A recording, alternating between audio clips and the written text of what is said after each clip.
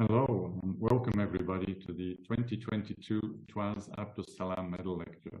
I'm Dr. Peter McGrath, the coordinator of the Inter-Academy Partnership hosted here at TWAS in Trieste, Italy, and I will be the facilitator of this hybrid session. I will also be the timekeeper for the duration of the session. On your screen, you should see the Q&A button. This is the place where you're welcome to submit your questions to the speaker. Please write your questions in full. The chat will be moderated and the best questions will be fed through to the chair and to the speaker.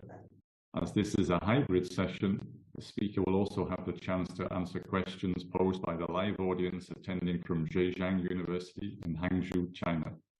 I'm now happy to introduce the chair of the session, Professor Mohammed Hassan, the TWAS president. Professor Hassan, the floor is yours. Dear colleagues, ladies and gentlemen, at this moment, it is my great pleasure to present a very special TWAS award, the TWAS Abdus Salam Medal. The Abdus Salam Medal was instituted in 1995 to honor the Academy's founder and first president, Nobel laureate Professor Abdus Salam. It is awarded to highly distinguished individuals who have served the cause of science in the developing world.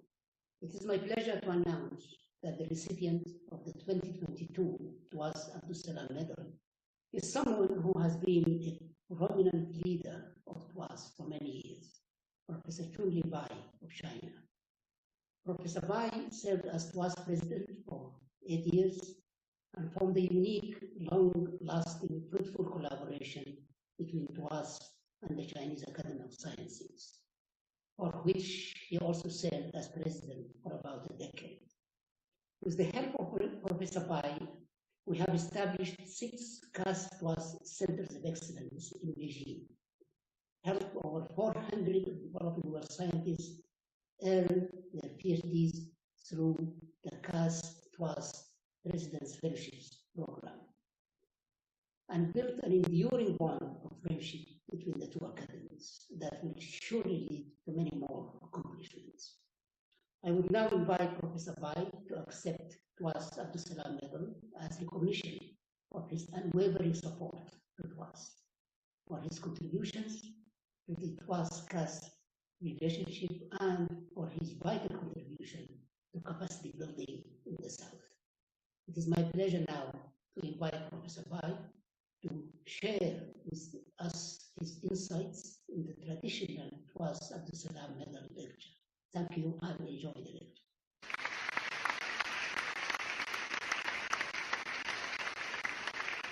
Dear distinguished guests, ladies and gentlemen, good afternoon. First of all, my sincere thanks and appreciation to the World Academy of Sciences for acknowledging my work and for honoring me with this fabulous medal. This is a big honor and encouragement to me to do more for the benefits of the cooperation and exchange among the research institutions and scientists in developing countries, and the cooperation and exchange between the general South and the North for global benefits and benefits of the advances of the both basic and applied sciences. After 76th session of the United Nations General Assembly held in December 2021, the year of 2022 was announced to be the International Year of Basic Science for Sustainable Development. This is the first time in the history of the United Nations that basic science was made the theme of its International Year at the request of the UN member states. This decision highlights the significant role that basic science plays in enhancing research, education, and sustainable development. Today, a new round of revolution in science and technology and industrial transformation is in the making at the accelerating pace. And science and technological innovation has kept on expanding and going deeper both in breadth and depth, enabling our human society to have entered the era of the big science, big coverage, and integration. We see science disciplines get more intercrossing, technologies get more integrated, scientific breakthroughs made by group efforts developed with acceleration, and science and innovations get increasingly more complex. And furthermore, major scientific discoveries and innovations depend on more and more mega science facilities and the support of the research infrastructure and conditions. Mega science facilities provide the ultimate conditions for the exploration of the unknown world and the discovery of the laws of nature and the realization of technological transformations. And they have become the materials and technological foundations for making breakthroughs at the frontiers of science and for solving major challenges for socio-economic development and safeguarding national security. Mega science facilities have clear research objectives, wide field of application, and require big investment and advanced cutting-edge technologies. They are more likely to lead to major scientific discoveries and play a major leading and guiding role in advances of academic disciplines. The R&D and operation of mega science facilities apply lots of new scientific principles and cutting-edge technologies, giving us great potential to not only enhance our ability to explore the mystery of the nature and to effectively facilitate the basic research interdisciplinary studies, but are also important platform and tools for promote high-tech development and for innovation breakthroughs of the key and core technologies. My presentation today is entitled Exploring the Frontiers of Science with the Opening Up and the Sharing of the Mega Science Facilities for benefits of the major breakthroughs in basic science. I will concentrate on three aspects of my observation and thinking. Firstly, mega science facilities play a major role in promoting scientific research and innovations, especially in promoting breakthroughs in basic research. The R&D of the mega science facilities started 80 years ago in the United States during the World War II. During the World War II, the United States initiated the Manhattan Project and developed a series of nuclear reactors and accelerators for strengthening and support of the U.S. research in nuclear energy, nuclear physics, and particle physics. After World War II, the United States, the Soviet Union, and the other S&T state powers started to implement various major mega science research initiatives, such as the Artificial Satellite Program, Manned Space Programs, and the Apollo Program. Accompanying these programs were a large number of the mega science facilities developed and built in the United States. Since the middle of the last century, the role of the mega science facilities has gradually come into play. Relying on these facilities that provide extreme working conditions, a large number of original scientific breakthroughs have been accomplished and key technological innovation made. Mega science facilities have become powerful tools for scoping the S&T competitive heights, and the reliance on mega science facilities for major discovery and innovations has become a major new trend in scientific research. According to statistics, since the 20th century, among the Nobel Prizes in physics, 20 have been given due to the support of mega science facilities. In terms of the Nobel Prize in physics for the last 100 years, the picture is as follows. Before 1950, only one prize was given due to the support of mega science facility. But after 1970, more than 40% were given due to the application and contribution of mega science facilities, such as application of the astronomical telescope, scientific satellites, accelerators, and so on. Since 1990, this ratio has further gone up to as high as 48%. In the last 20 years, in the research field of protein macromolecular structure with the application of the synchrotron radiation facilities, averagely speaking, a Nobel Prize is given in every 3 years. Looking into the future, major discoveries and innovation breakthroughs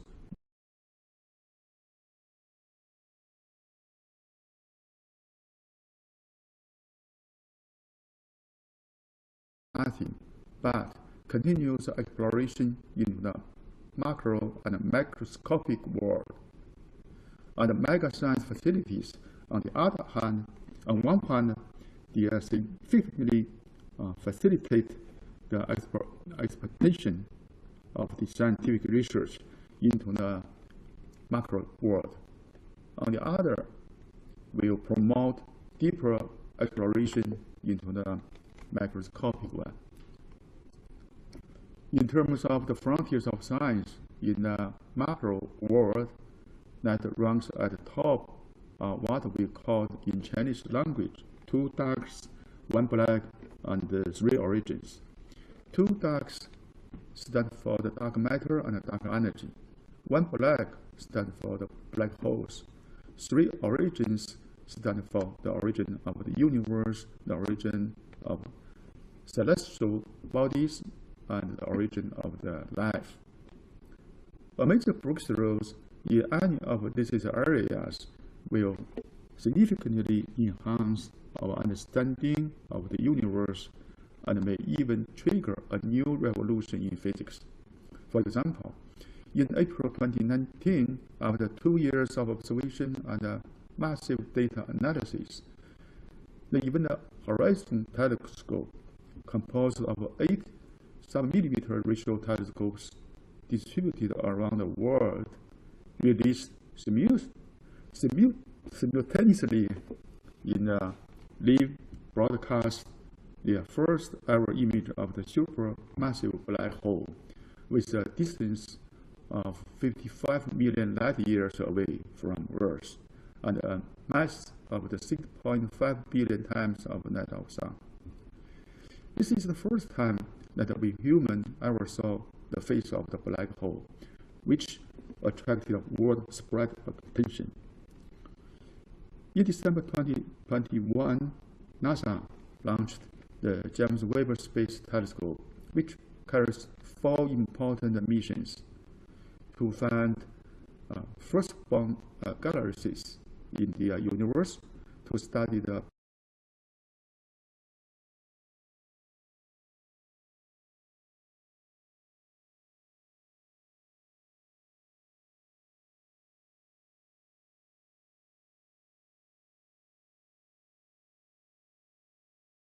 solar system and to find out the possibility of life in other planetary systems.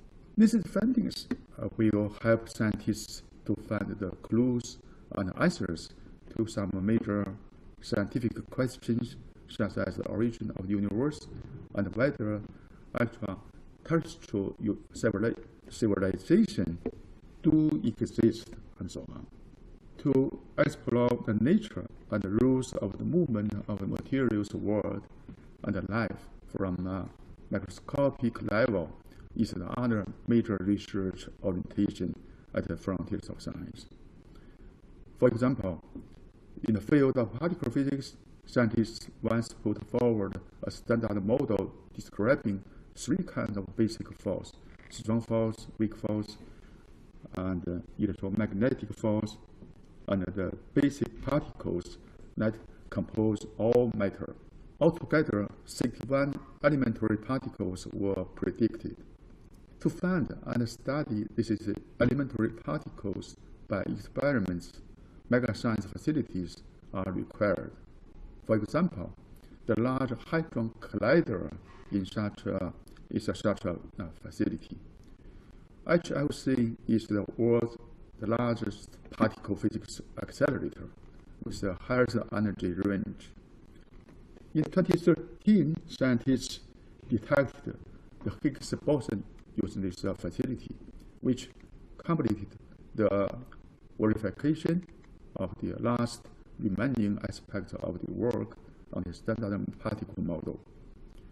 Due to these achievements, all 61 elementary particles are predicted by the model were confirmed.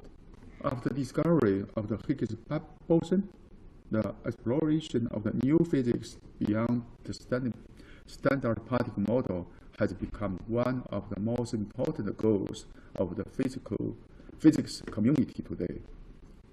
The path to achieving this goal includes the Higgs boson, neutrinos, dark matter, dark energy, and so on. In 2015, Chinese Academy of Sciences scientists, in collaboration with foreign scientists, discovered a new neutrino oscillation model using a Dial-1 nuclear reactor neutrino experiments in Guangdong, which is considered one of the most important breakthroughs in the field of the recent years. And the Dial-1 nuclear reactor neutrino experiment have completed its scientific goals and retired. Where other neutrino physics related work is still progressing, such as the Jiangmen Underground Neutrino Observatory in China. The Deep Underground Neutrino Experiment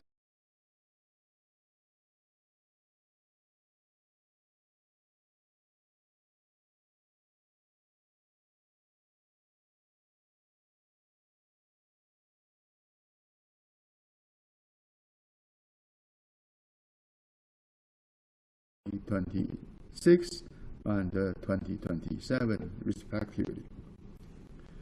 Among the three of them, the Jiangmen Underground Neutrino Observatory will address the top and major problem in international neutrino research, which is the neutrino mass ordering as the most important application field in quantum control.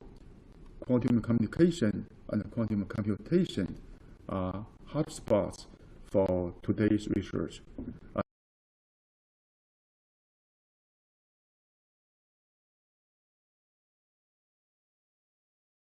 Has taken the lead in the field. In 2016, the Chinese Academy of Sciences successfully launched the world's first quantum science satellite, missiles.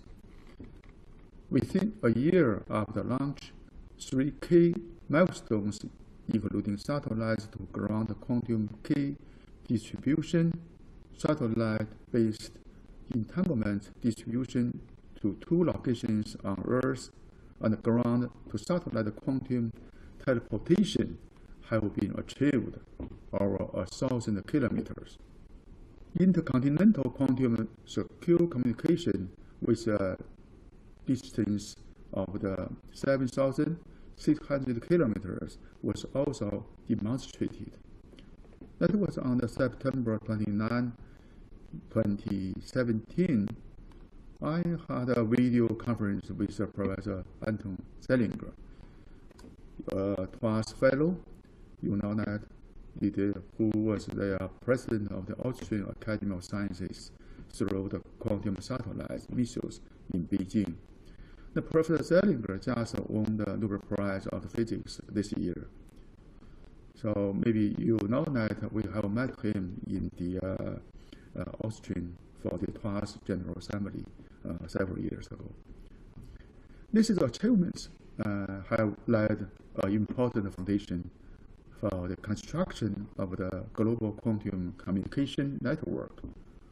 Furthermore, the Beijing-Shanghai Quantum Secure Communication Backbone Network, led by Chinese Academy of Sciences, was officially opened in 2017. This is the world's first long-distance optical fiber quantum communication trunk line. The combination of the missiles and the Beijing-Shanghai network marks that China has built a prototype of the world's first space-ground integrated quantum communication network on a large scale. Today, the many countries in the world attach the great importance to research and innovation of these frontiers of fundamental issues. However, the content of these issues are either too big as the heavenly movement, the galaxy evolution, and the origin of the universe, or too small as particle structure and quantum control. To carry out the study, we must rely on support of mega science facilities. Therefore, major developed countries and even some newly developed economies have increased their efforts and investment in developing major mega science facilities, hoping to scope the competitive heights for the future development of science and technology. We believe that these mega science facilities will play a huge role in mankind's exploration of the endless universe and the boundless microscopic world. The application of these facilities will sure promote our deeper and thorough understanding of the macroscopic world and the macro world, such as basic particles. Secondly, the major mega science infrastructure has become the main focus for science and technology development by the world science and technology powers. The development of utilization of mega science facilities are very different from that of rank and file basic construction projects. Their unique characteristics have great significance for science and technology development. The impact is much broader and longer, big in scale, requiring more resources and more time-consuming, more comprehensive and sophisticated in technology, requiring the development of a large number of non-standard equipment and parts, having challenges both in engineering and R&D. Their outputs will be scientific knowledge and technology innovation, not direct economic benefits. Once finished, requires a long-term stable operation, continuous upgrades, and scientific work in order to achieve designed scientific goals.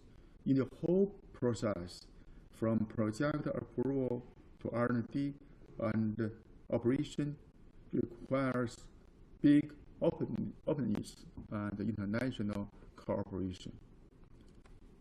For a long time, the major developed countries, such as the United States and European countries and Japan, have attached great importance to the R&D of mega science facilities and have considered them their core competitiveness in science and technology. They have tried to maintain the competitive edge by continuous increases in investment and by strengthening the related R&D and the strategic planning. Take the United States, for example. They have developed and constructed a large number of mega science facilities of high performance in fields such as high energy physics, nuclear physics, astronomy, energy, nanotechnology, eco-environment, and information technology. These facilities are mainly invested and managed by Department of Energy and some by the National Science Foundation. According to the statistics, there are about 60 such facilities. For example, advanced photon source EET's upgrade, the Laser Interferometer Gravitational Wave Observatory, and this multiple upgrade started to operate in 2002, completed the upgrade in 2015. The seismological facility for advancement of geoscience, James Webb Space Telescope, the large synoptic survival technology in the deep underground neutrino experiment.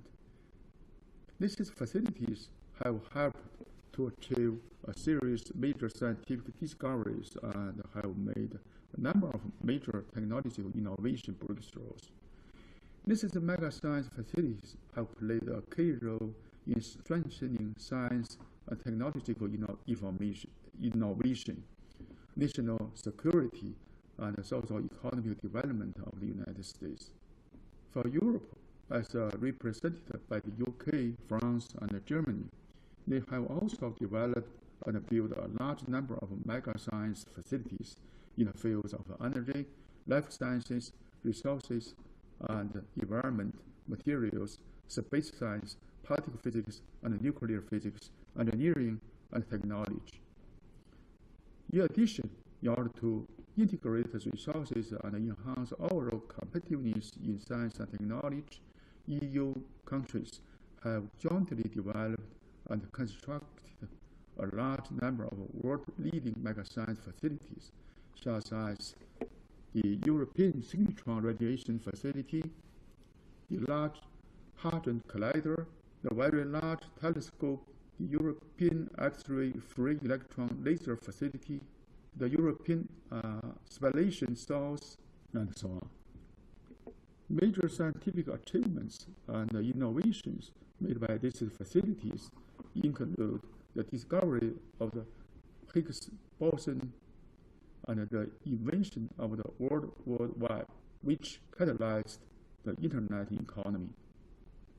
These facilities have not only kept the S&T competitive edge of Europe, but have also facilitated peace and cooperation among the European countries, meanwhile increasing the rate of Europe's occupation in technology market and winning Europe a position of the superiority in the global industrial chain. Today, many countries around the world are more and more keen on developing and constructing mega science facilities. Here is a list of mega science facilities in the world major countries. You can see the table. That's including the US, Germany, UK, France, Japan, and China. So some of them are under construction, some of them are already operation. My presentation go to the part 3. So I talk about something about China. China is committed to the development of mega science facilities, and there are openness and sharing in the hope of making contributions to a global science and technology progress. The Chinese government attaches great importance to the development of mega science facilities and strongly supports the participation and the initiation of international mega-science programs. After decades of efforts, China has achieved a relatively sound development in mega-science facilities and formed a number of national SLT innovation centers and talent centers of global influence by relying on these facilities. Up to now, China has approved and launched 57 major mega-science facilities projects, 32 of which are already in operation, and 25 of which are under development and construction. In terms of the overall quality, some of these facilities have already entered the world's first round. The Chinese Academy of Sciences is the pioneer in the research and development of the major SMT basic infrastructure and mega-science facilities in China, and has also been a major force in the development, construction, and operation of mega-science facilities. Scientists and engineers at KAIS from generation to generation have made long-term Abdus efforts in this regard and have made many major contributions. Altogether, they have built and operate over 30, take up over 50% of the Chinese mega-science facilities. In the R&D and construction of these facilities, Chinese Academy of Sciences has carried out extensive cooperation with research institutions and universities from both home and abroad. These facilities in operation are open to institutions and researchers from both China and abroad, and are centers of the excellence in bringing in researchers to explore the frontiers of science. Using these China-made mega-science facilities, Chinese scientists have made a large number of scientific achievements and technological breakthroughs of major impact. For example, KAIS successfully developed and launched Wukong in 2015, a satellite officially called the Dark Matter Particle Explorer, aiming to explore dark matter particles. Since it was put into service 7 years ago, it has produced 4 outstanding scientific results: the direct detection of a break in cosmic electron pulse position energy spectrum at the energy of 0.9 TeV. The precise measurement of the energy spectra of the proton and the helium components of the cosmic rays, revealing new spectral features which are helpful in understanding the origin of the cosmic rays. The precise measurement of the aspects of the cosmic ray, boron to carbon and boron to oxygen ratios, revealing spectral breaks of such ratios, which are essential in understanding the propagation of the cosmic rays. The release of the all-sky gamma ray data to the public and obtaining the most sensitive constraints on dark matter model to produce gamma ray lens. Chinese Academy of Sciences also built a large science facilities. The large high altitude air shower observatory, we call it LASO, developed and built by our academy, has found a dozen ultra-high energy cosmic accelerators within the Milky Way. It has also detected photons with energies exceeding 1 PeV. is quadrillion electron volts, so including one at 1.4 PeV. The latter is the highest energy photon ever observed. This finding overturned our traditional understanding of the Milky Way and opened up an era of UHE gamma astronomy. This discovery laid the foundation in unveiling the central old mystery, which is the origin of cosmic rays and their acceleration. In the field of the fast ratio bursts, FRBs, a new frontiers of the astrophysics, the Hard X-ray modulation telescope has precisely localized the X-ray counterpart of the first galactic FRB, the 500-meter Abdus spherical ratio telescope, we call it the FAST, also known as the China Sky Eye, has produced a number of top-level achievements in the last 2 years, including capturing the largest bursts size that was voted into the top 10 scientific achievements of China in 2021. This is deep observations starts to reveal FRB's characteristics in a systematic fashion. The experimental advanced superconducting tokamak, we call the East, also called the Chinese artificial sun, achieved repeatable plasma discharge at a temperature 120 million degrees Celsius for a pulse length of 101 seconds, once again setting a new world record for tokamak operation. This achievements signal the leading positions of China in the research field of the steady-state magnetically confined fusion in the world. China has actively engaged in the international mega science programs, either by participating or initiation. In March 2019, the 7 founding countries, including China, signed the cooperative agreement on the development of SKA, is a square kilometers array. As of today, the SKA engineering design has been completed, and it is the first phase of construction has started.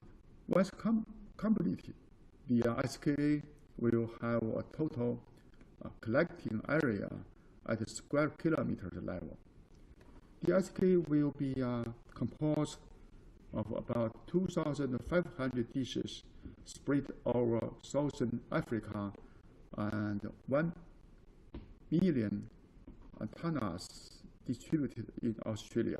It will be the largest astronomical facility that has ever been built on this planet, and will start a new era for our understanding of the universe. The SK Phase 1 is expected to be completed and full operation before 2030.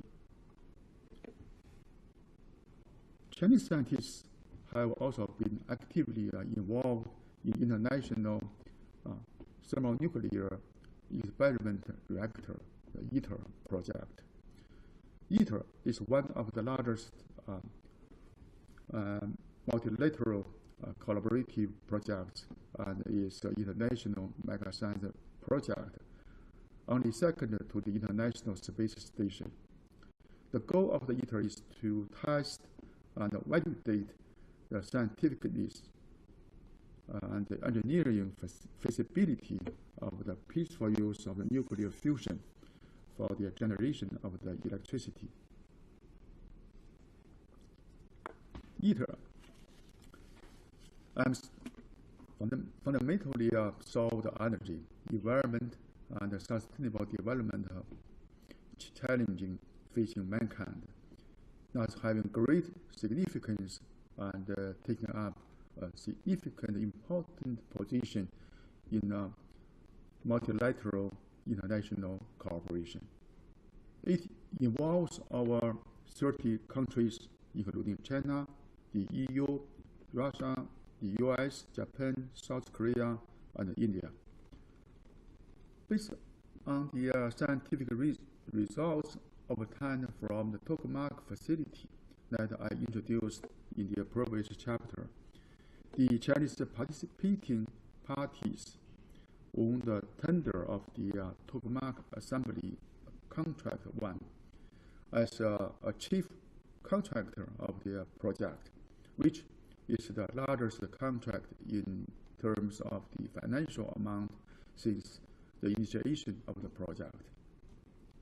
In 2017, international experts in nuclear fusion jointly issued the Beijing Fusion Declaration supporting fusion energy development in China, supporting the construction of the China Fusion Engineering Test Reactor, we call CFETR.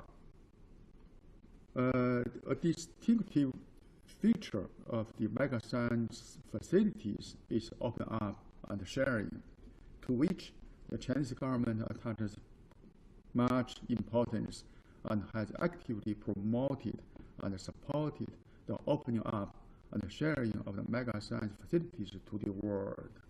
It has issued a number of policies and regulations and achieved good effects and results.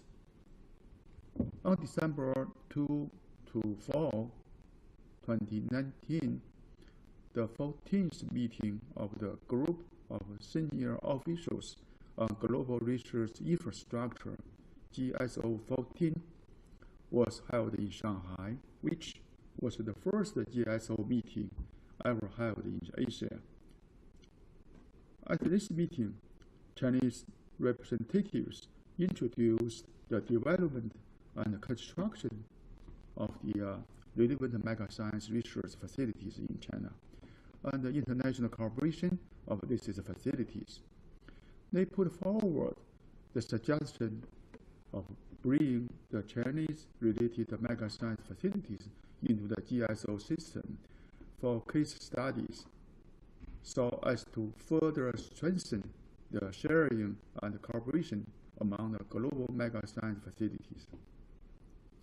So far, there are some successful cooperation models which are international research institutions. For instance, on March 31, 2021, the FAST, also called the China Sky Eye, officially opened up for international cooperation. It called for observation and research proposals to astronomers around the world, showing the spirit and aspiration of Chinese scientists to cooperate with their international counterparts. This round of calls received applications for observation of the total 7,213 hours submitted from different countries. Eventually, based on the peer review, 27 observation applications from 14 countries, excluding China, were approved. The related observations start in August 2021. In addition, China has helped other developing countries to develop and build mega science facilities. One example is the new cinema photon source. This project is being carried out by a Synchrotron Light Research Institute, Thailand. It will be the first fourth-generation synchrotron radiation facility in Southeast Asia. As agreed, the Shanghai Synchrotron Radiation Facility and the Shanghai Advanced Research Institute Chinese Academy of Sciences are providing some technical support. The other examples is a Thailand tokamak. It is a man-machine and auxiliary systems to be donated to the Thailand by the Institute of Plasma Physics, Chinese Academy of Sciences. This will be the first tokamak device in the Southeast Asia. ASIPP will assist the Institute of Nuclear Thailand in various aspects such as personal training, genetic technology, power supply, installation of the operation. For the long term, ASIPP will help Thailand to build a new tokamak device. Distinguished guests, ladies and gentlemen, as old saying goes, it is tough walking alone, but gets easier walking together. Just like what Chinese President Xi Jinping expressed and stressed on a number of major international occasions, including the general debates of the 76th session of the United Nations General Assembly, the 14th BRICS Summit, the high-level dialogue on global development, and the Belt and Road Forum for International Cooperation. The open door of China will never close and will only open wider. Chinese scientists will commit more efforts to opening up and sharing the Chinese mega science facilities with the rest of the world for the benefits of the basic science advances. Okay, so thank you very much for your attention.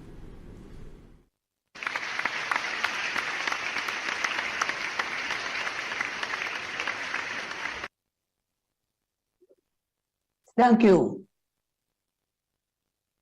Thank you very much, Professor Bai, for this excellent and inspiring and very informative lecture.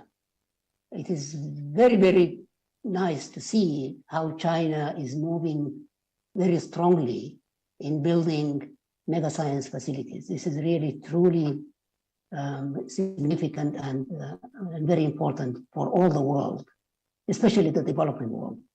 I just have two observations I quickly would like to highlight.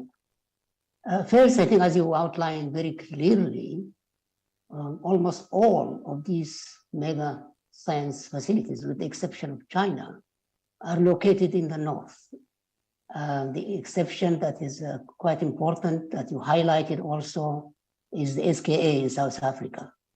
So my question is, do you see any important ways of enhancing the participation of scientists from, say, Africa or the S&T lagging countries in these major and mega facilities scattered in the north and also in China? How can we promote that? And secondly, almost all of those, of course, all of those mega science projects you highlighted are in the field of physical sciences, especially physics. But I don't know, do you know any mega facilities in the biological sciences?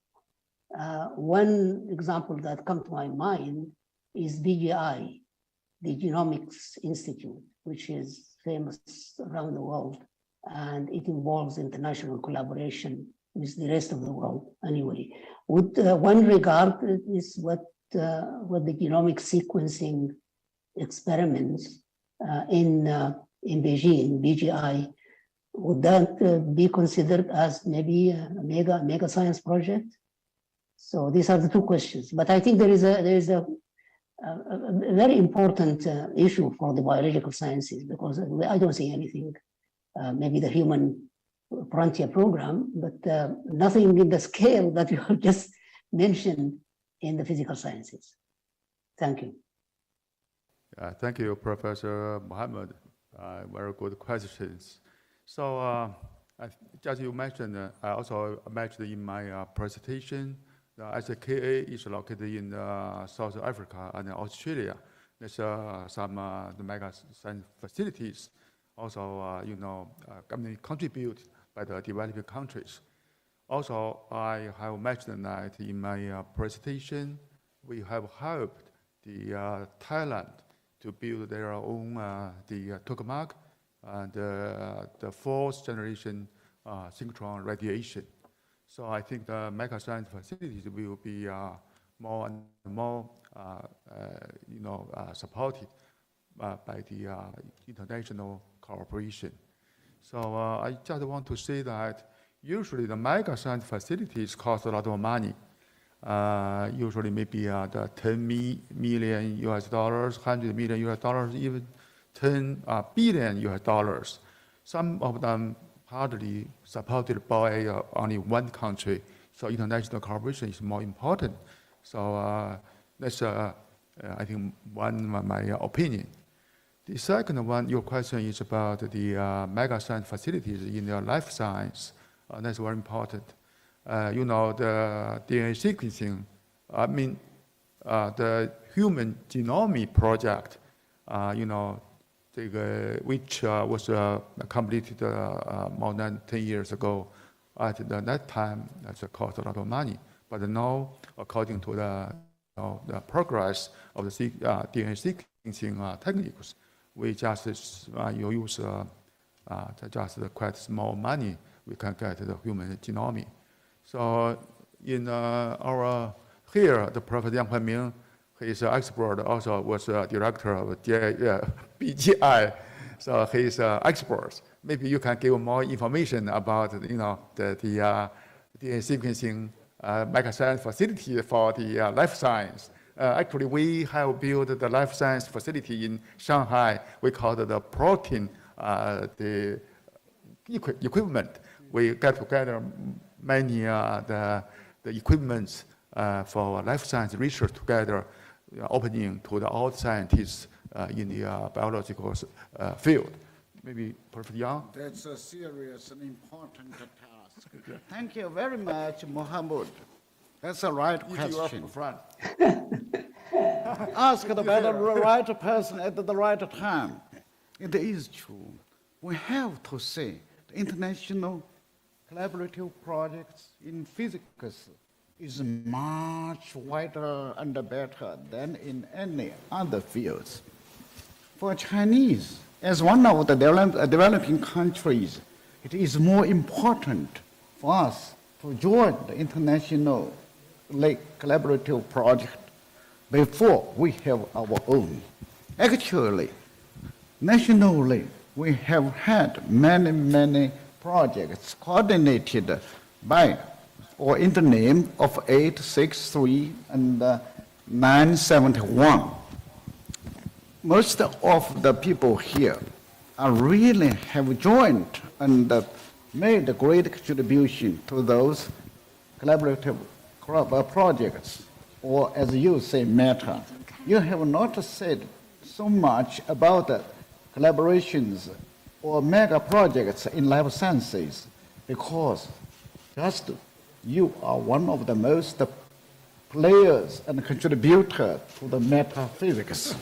That question should be answered by our colleagues. Thank you. Thank you. Thank you very much. Thank you very much. Yeah. I assure you that this wasn't pre-planned. So now it is my pleasure to open the floor for questions. Thank you very much. My name is Zhejiang Yuan. I am a mathematician working in the Chinese Academy of Science. First of all, I want to thank Professor Bai for his wonderful talk, and also thank him, and also congratulate him for his winning the award. So my question is this. Mega science facilities play a very important role in basic science, international collaboration, everything he talked. I agree very much.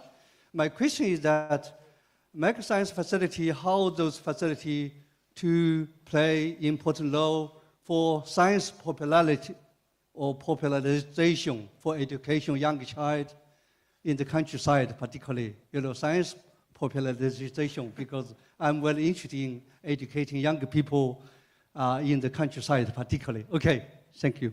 Thank you very much. as I know, there's now very mega science facilities which directly face to the young scientists in the countryside. But I know some telescope which is located in the Chile, the high of the mountain. So there are some young scientists in the universities, in the Chile University.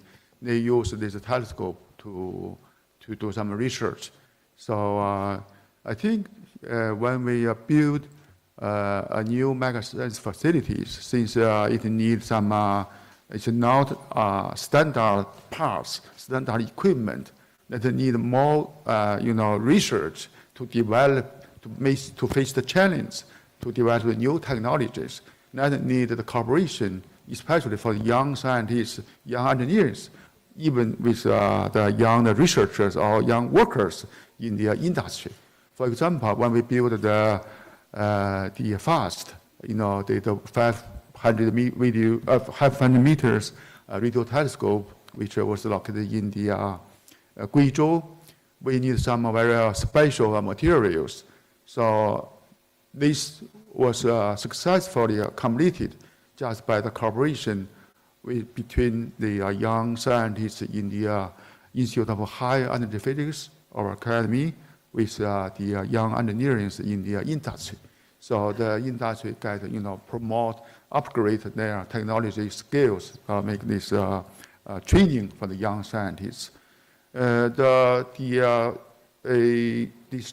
FAST was located in Guizhou. Guizhou is not a very developed province in China. So we built a department for the astronomy study. So in the Zhejiang University.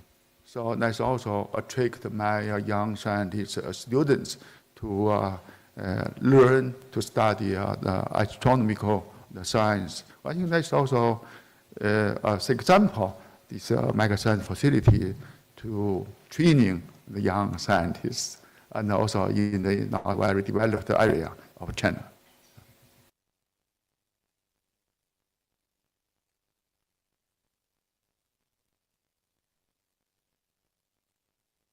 Mohammed? You're muted, Mohammed.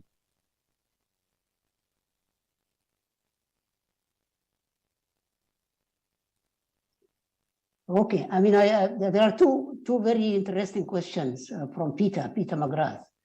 The first one, can you imagine any spin-off benefits for people here on Earth if we enhance our understanding of something like the formation of galaxies through the James Webb Space Telescope? And the second question is, the Square Kilometer Array and ITER are often cited are excellent examples of science diplomacy and international collaboration. How does China view this function of its own mega science facilities? I'm afraid I don't quite get your point, because I just missed the first part of the question. The second question or the first question? Mohammed, could you repeat your question? I'm sorry about that. Yeah, because some audio problems, I could not. I missed your point. Peter, can you repeat these questions, because maybe there's something wrong with the connection we have here. Peter? Okay, there were two questions. The first one was, can you imagine any spin-off benefits for people here on Earth if we enhance our understanding of something like the formation of galaxies through the James Webb Telescope?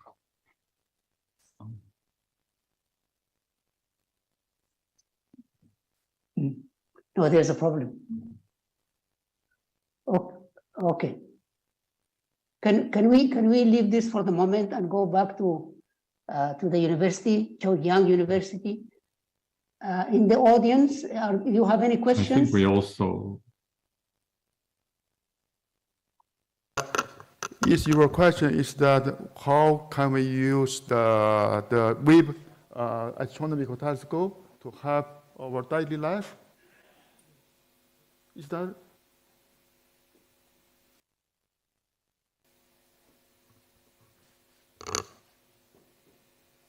Yes, yes, that's right. That is correct. That is correct. You know, I'm talking about the dark matter, dark energy, black hole, something like just for, you know, to study the universe, the origin of the life, origin of the universe, the origin of the universe galaxies. So, you know, the Webb telescope, the astronomical telescope is the largest astronomical devices sent to this space by the human beings. I mean, the largest one so far. The astronomical telescope, but astronomers, you know, look forward to get the very the new exciting results by this the new telescope. But I think for the astronomical the studies is very important for the basic research. It's a frontier of science. It's because humans want to know more about the universe. You know, but I think if we can get some clue or some answer about the dark energy or dark matter, or even black hole and the origin of the universe, maybe we can break through some law of the physics, because according to the particle model, we could not explain what is the nature of the dark matter, dark energy. So we hope we can, by using this new telescope or new mega science facilities, to get some new funding to get more the knowledge. Maybe we can get the new the physics, something like that. Yeah, I'm not sure if I answer your question or not. No, I think you answered it very well. I think we are running out of time almost, Peter. Is that correct? Peter, how long do we have now? Yeah, yes, well, we just have a couple of minutes to really wrap up. Yeah, well, we'll take just 2 minutes, but I see the hands of Roma Murenzi. Can you very quickly ask your question, Roma? Yes, I'd like to Africa, Professor Bai, Africa is the only continent without a light source. And there have been some initiatives to have an Africa light source. Do you think CAS and China can help to build, to have a facility like that on the continent? Thank you. Thank you, Professor Murenzi. So I have heard this proposal to set the light source in Africa. I think that's important if we can build a light source in Africa. We will facilitate the basic research, especially for the physics research. So that's just depending on the budget. So if we can get more support from the developed countries, I think China can provide the technology to set up to help to build this the light source. On the other hand, actually, I know our academy how I provide the light source to the other country, but that just all the budget are provided by the other country. So that's, I think the budget is a problem.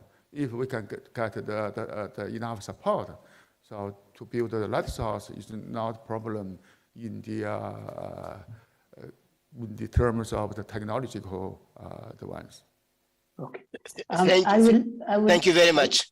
Thank you. I will just give a chance to one very short question from the audience at Zhejiang University. Is there anybody who wants to ask a question? Sure. From the on-site audience? Oh. No? Yeah, yes, here we have some guy here. Okay, go Okay, ahead, please. thank you for your wonderful report, Professor Bai. I feel so excited and proud of our mega science facility. And my question is, okay. And my question is, what impact will it have on the development of the basic science? And how to understand the relationship between basic science and practical application? Thank you. Oh, nice. Also, good question. Is Professor Muhammad, you saw this, Yes. our young scientist. He's a Yes. member of This is TWAS, right? wonderful. Yeah, you should be happy with this question. Yeah. So the basic science and the applied science, I think both of them are very, very important to advancement the science to change our life, to face the challenges we faced. So the basic science is very important because some breakthroughs just according to the frontier of science breakthrough. For example, for the science revolution, like the quantum theory, these just change the information technology. So that's very important. Also, the big science can training the young scientists how to do a study, how to learn the basic knowledge. That's very important for your innovation, for your following the career. Applied science also important because if without applied science, the basic research could not get the products for benefits of our human's life. So the Professor Li Zhengdao, who is a Nobel laureate, which we tend to know him very well, he explained the basic science is acts like the water. The applied science like the fish. And the market is the fish market. The engineering, how to say that, products like the fish market. If we do not have the basic science, we do not have the water, and you do not have the fish. But if we do not have the fish market, the people could not get the fish to eat. So that's, I think, three kinds of research is very important. Could not just separate. We should put more. I think the more important is we should to promote all the basic research results to the applied, to to get some products. So I think that's maybe answer your question. No. Okay, Yeah. thank you. Yeah. Thank you. Thank you very much. Thank you very much, Professor Bai. We, ladies and gentlemen, we have now come to the end of this magnificent lecture. And I would like once again to thank Professor Bai for his great contributions to the advancement of science and technology in the developing world and to the growth of TWAS. Now, I declare this session closed and we move on to the next session. Peter, do you have any announcement to make for the next session? Yes, thank you, Mohammed.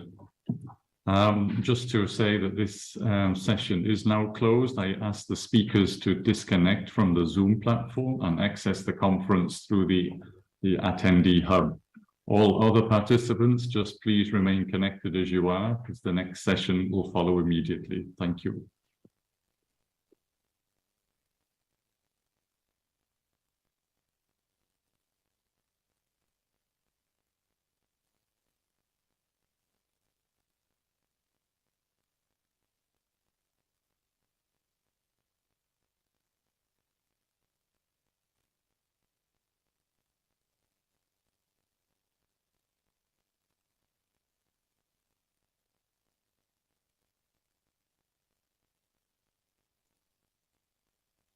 I welcome you all to the Symposium 3 of the 16th General Conference.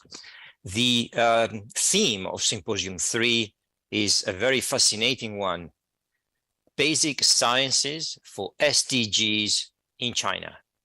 And the reason why I believe it's going to be very fascinating is because over the last 2 decades, we have witnessed an extraordinary growth in science and technology in China. Thus, China setting a great example for the investment and the effort in science and technology. This Symposium 3 will see 6 short presentations, which I believe will give us great insights into the striking scientific growth I just mentioned. I'm very pleased to present to you the chair of this session, who is Professor Wei Yang. Please, Wei. Thank you.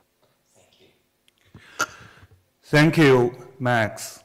So welcome everyone to this Symposium 3, Basic Science for Sustainable Development Goals in China.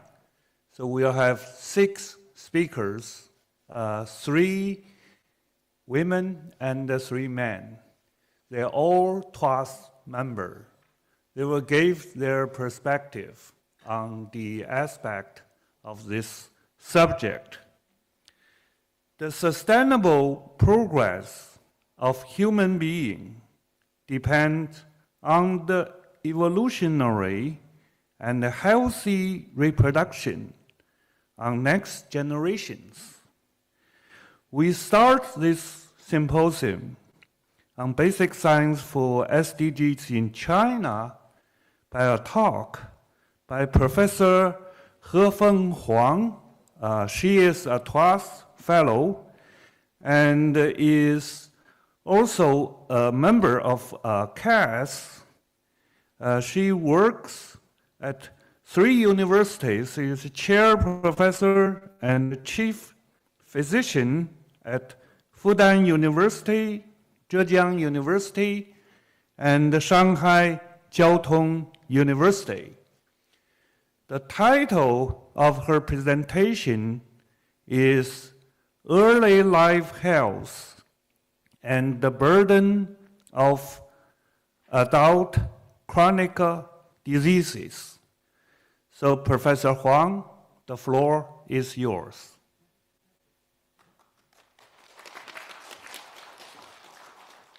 Good afternoon, good evening, good morning, ladies and gentlemen. I'm Huang Hefeng from Zhejiang University and Fudan University. The topic of my speech today is early life health and the bound of adult chronic disease. Life and health has always been one of the topics we are about most. How much can human lifespan to be expanded? How to live longer in the good health? What is the key to the keeping the good health from the early life to adulthood? To what extent are genetic variation and personality health linked? All these questions are worth exploring. As science celebrates in the 125th anniversary, the magazine published in a list of 125 most challenging questions. Among these 125 questions, near half, 46%, are related to the life sciences, and the topic emphasis was placed on how to improve health. Globally, there have been 626 million confirmed cases of COVID-19, including 6.56 million deaths reported to the WHO. 3 years of fighting the COVID-19 pandemic have remained as that human lives and health remain an indispensable theme in all scientific questions. So what disease affect public health in the most? In general, people are more concerned about infectious diseases and chronic diseases. The most famous infectious diseases in the world now As you know, COVID-19 and monkeypox, more classical infection diseases, including HIV and tuberculosis. The most common chronic diseases are diabetes and hypertension. Before we discuss further about chronic disease, we first need to be more clear about the definition. The US CDC defines chronic diseases as conditions that last 1 year or more and require ongoing medical attention or limited activity of daily living or both. That makes a wide range of diseases from heart disease, cancer, chronic lung disease, stroke, Alzheimer's disease, diabetes, and chronic kidney diseases. Daily, the disability adjusted life year measures the years living with disability and the years of life lost. The past 3 decades have seen a dramatic shift in the profile of our wards and the nation-span of diseases. As non-communicable diseases, illustrated the blue in the table, ranking up high as the leading causes of deaths. Meanwhile, communicable diseases and neonatal disorder has become relatively less concerning. Take diabetes for an example. This disease used to be the 20th leading cause for the all-age daily globally in the 1990s, but rose to the 8th in the 2019. The same trend was seen in China as well. Now let's take a look at the cause of death. This is the World Health Statistics sheet published by the WHO in 2022. In 2019, non-communicable diseases accounted for over 70% of deaths globally. Subdivided the data geographically, we can see the communicable diseases was responsible for the over half of all deaths in the Africa and almost a quarter of deaths in the East Mediterranean and Southeast Asia. On the other hand, in those developed regions, non-communicable disease was the absolutely major causes of the deaths from the 2000s through the 2019. Firstly, let's compare COVID-19 and the 2 most typical chronic diseases. There are currently 1 billion people suffering from hypertension. That is even more than double in the confirmed COVID-19 cases. At first look, it seems COVID-19 influenced more people than diabetes did, but it's not the case when they talk about the economic burden. Although the initial outbreak of COVID-19 in 2020 results in a 3.5% of economic decline, the impact was expected to be the temporary, and the world's economic had quickly returned its pre-epidemic level in the 2021. As for chronic diseases like diabetes and hypertension, the burden is long-term in the irreversible. According to the US CDC data, the cost for diabetes alone was over $300 billion a year, and for hypertension, over $100 million. What is also noteworthy is the comorbidities in the COVID-19 cases.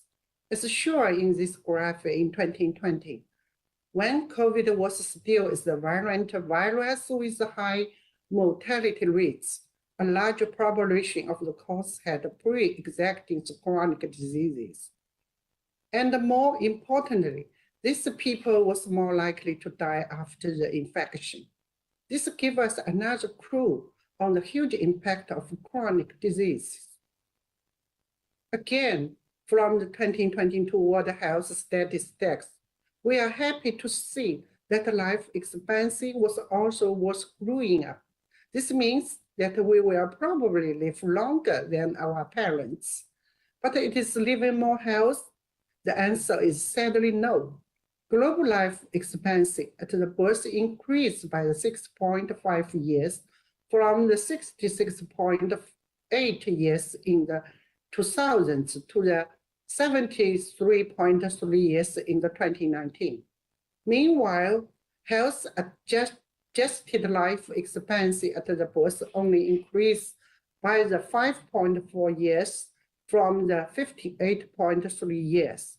This means that we will live a slightly larger population of life with disability. Here is the problem that we need to solve: how to live long and at the same time keep health.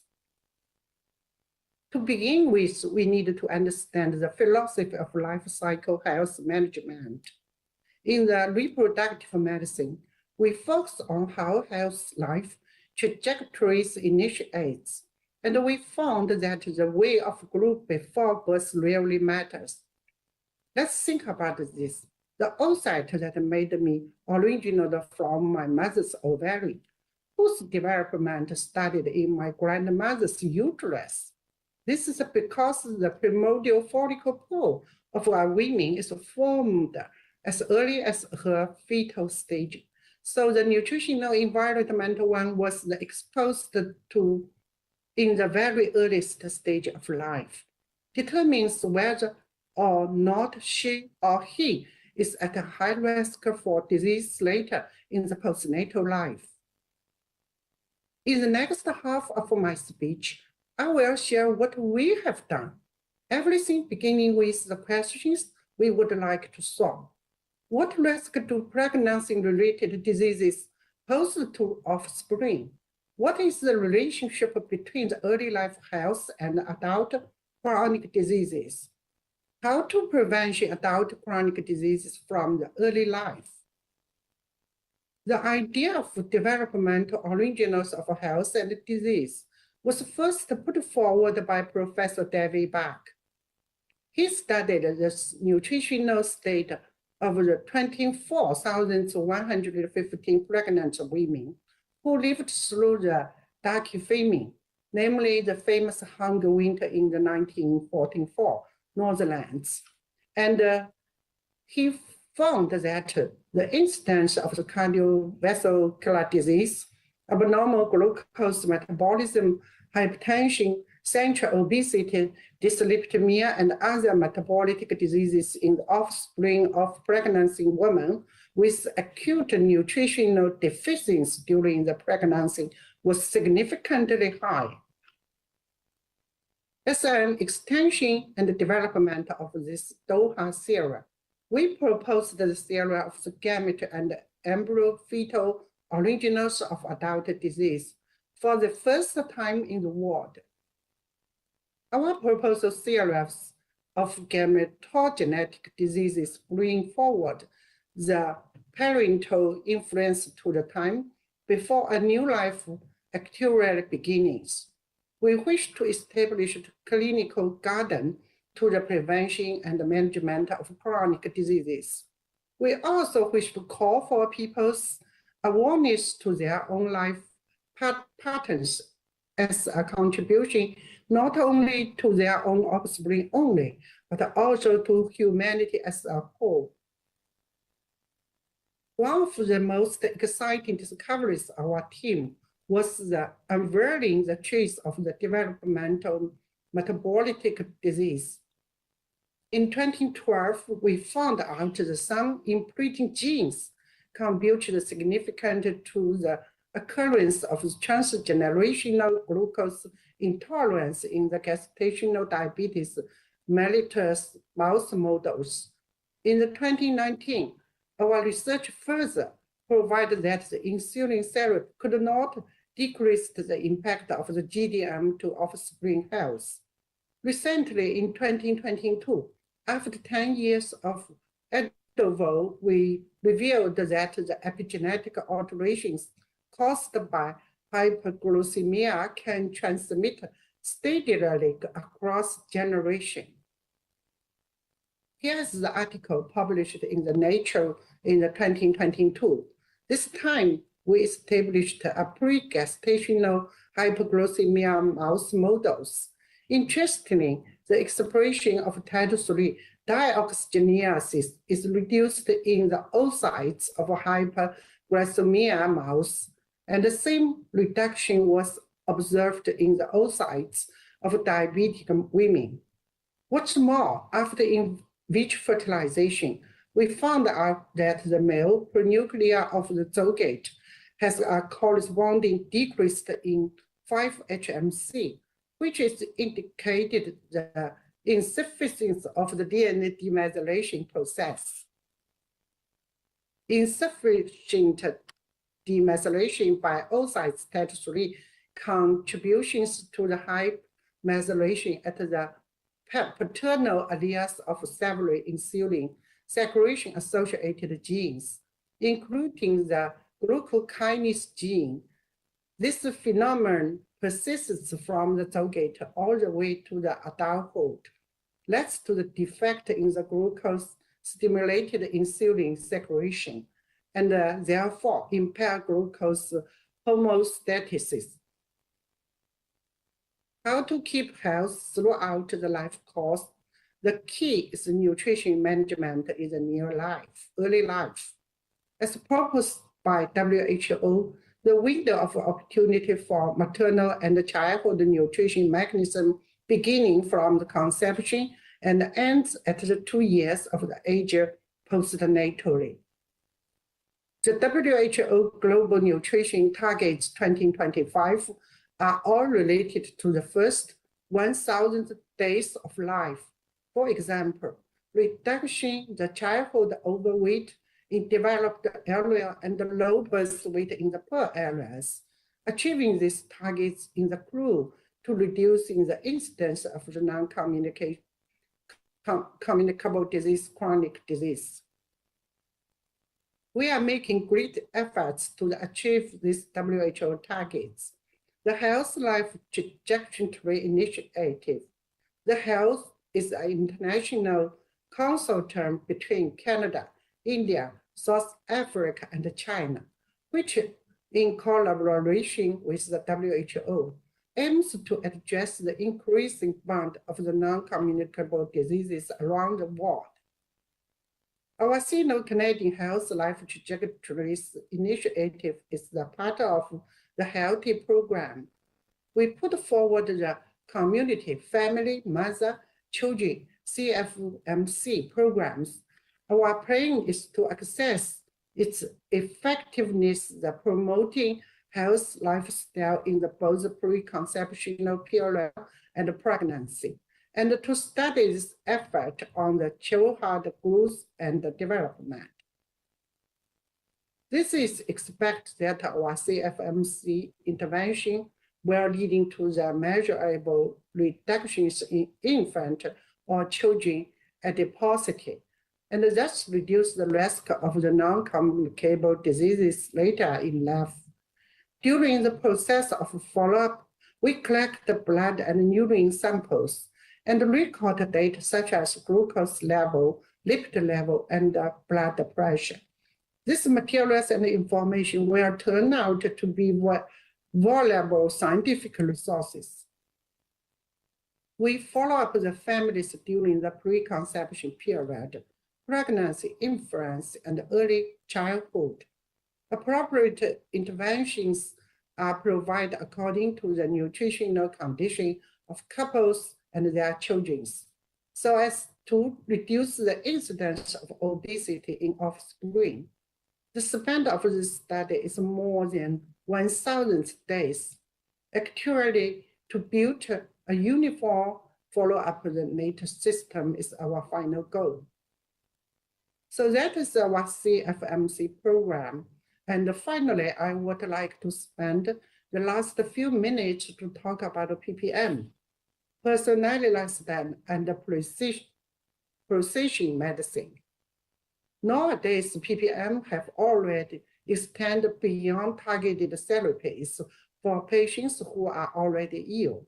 It also includes molecular diagnostics and pharmacogenomics, which identify healthy individuals who had high risk of diseases.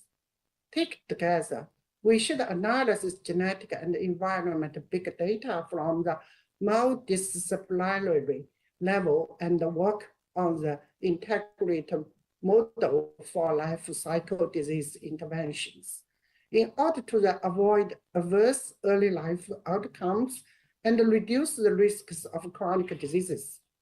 This will help reduce the burden on the healthcare system and cut down public expenditure. This graph gives us a straightforward explanation. Red bar represents the ppm interventions that can reduce 10% of the 6 chronic diseases. Blue bar, those that can reduce 50%.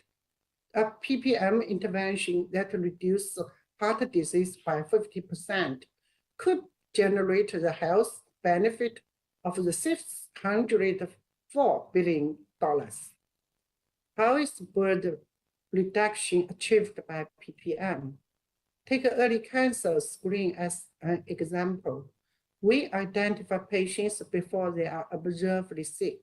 In the United States, more than 7 million people undergoing genetic testing every year. Since 1991, deaths from reduced by 22%.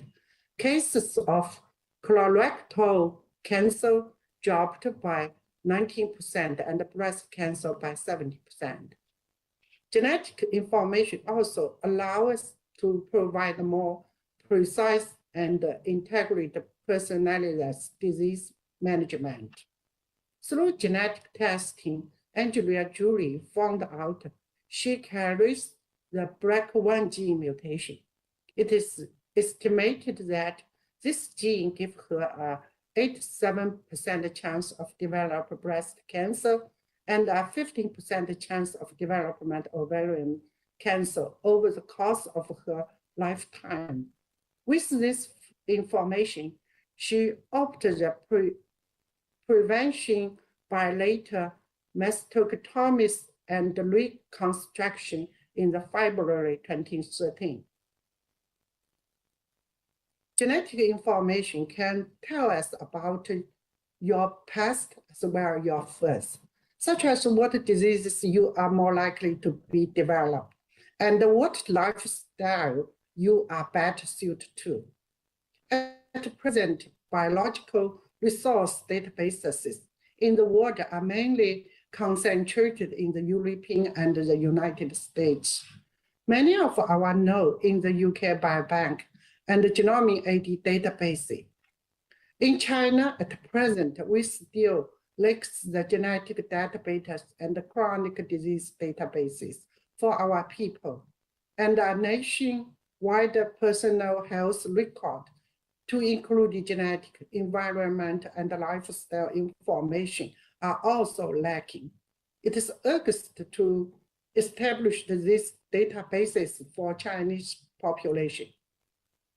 Finally, let me express my thanks to my wonderful team and your time for listening.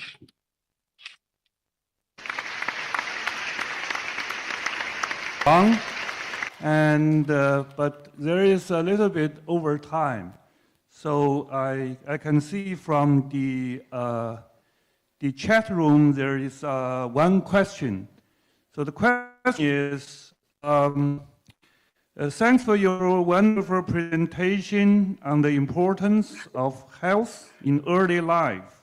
You have mentioned that you are leading an international epidemiological study focusing on the interventions to prevent childhood obesity. So the question is, what is the current situation of obesity among children in China? Could you tell us about it briefly? Thank you for your question, which is very specific and very important. The prevalence of overweight and obesity in children has been increased rapidly in China, which has shown an epidemic trend. A survey in Shanghai showed that the prevalence of overweight and obesity among the 7-year-olds was 14.5%, and 18%, respectively. Moreover, recent data show that 8% of children who are obese at the age of 3 are still overweight or obese at puberty. In recent years, the prevalence of metabolic syndrome and cardiovascular disease risk factors in children, including hypertension, dyslipidemia, and abnormal fasting glucose, has increased significantly. High levels of body fat in children has also been linked to the poor neurocognitive function, depression, social emotion disorders, and poor academic performance. Therefore, preventing the overweight and obesity in children is an urgent population health task, not only in China, but also worldwide. Thank you. Thank you. Very brief question. Okay, very quick question. Professor Fang, very impressive and excellent work. But just like what Professor Bai Chengli said just now, it's very important. We should push or promote basic research to clinic or application. So I was wondering if you did any application or clinical research according to your basic research. Thank you. Thank you for your question.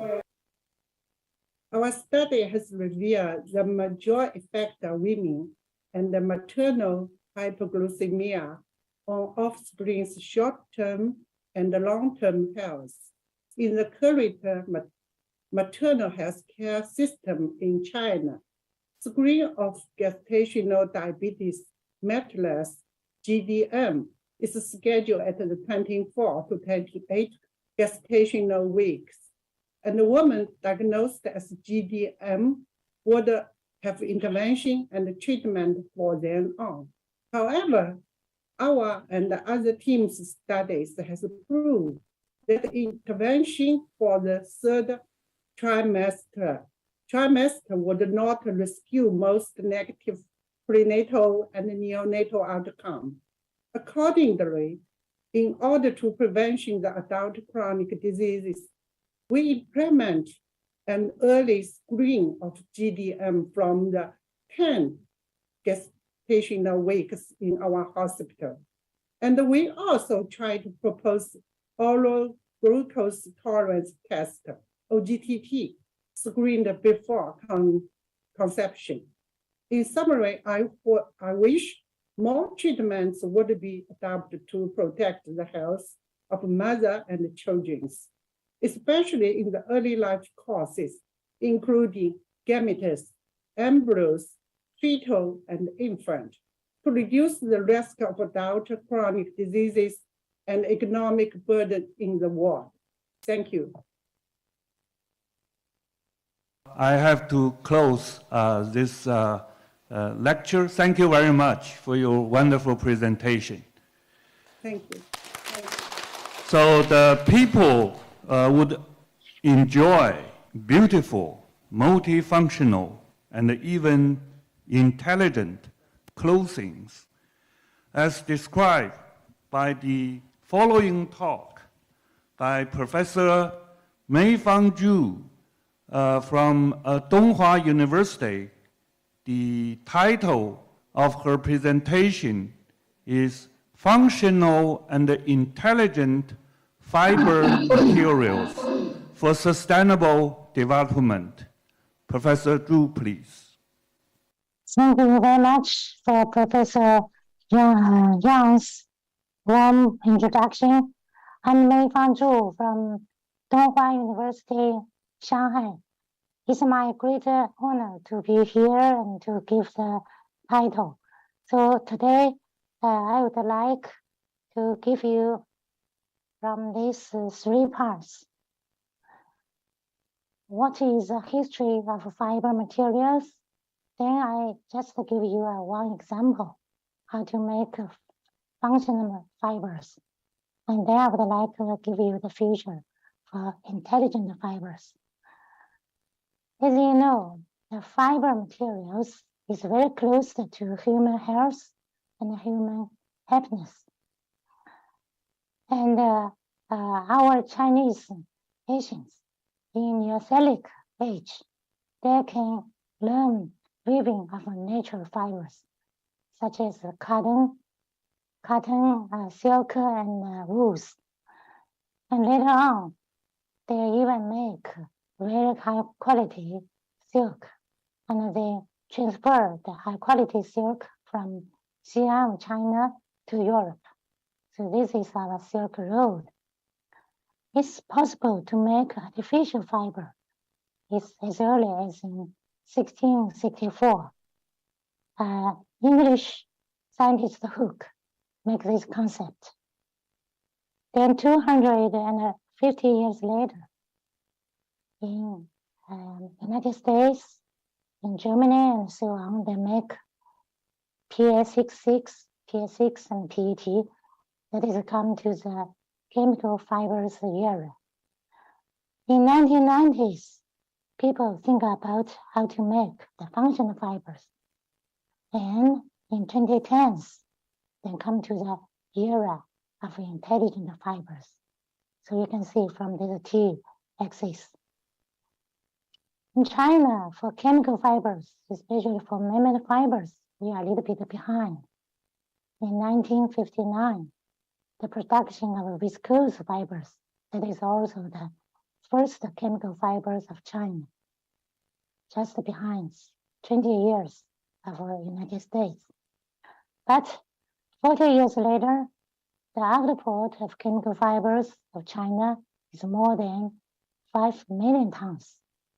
So we come to the first. Since 2015, Chinese output accounts for 70% of the world's output. But most of them still the traditional fibers.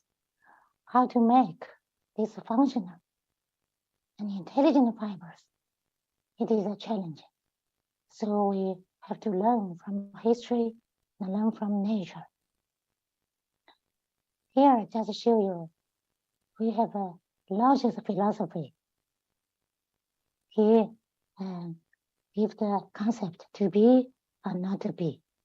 So inspired from his concept, we think about without organic, there cannot be inorganic. So I talk about how to make hybrid materials could be consist of at least 2 components, usually inorganic and inorganic. There can be, for example, inorganic could be 0 dimension, 1 dimension, or 2 dimension by molecular dispersed in the materials.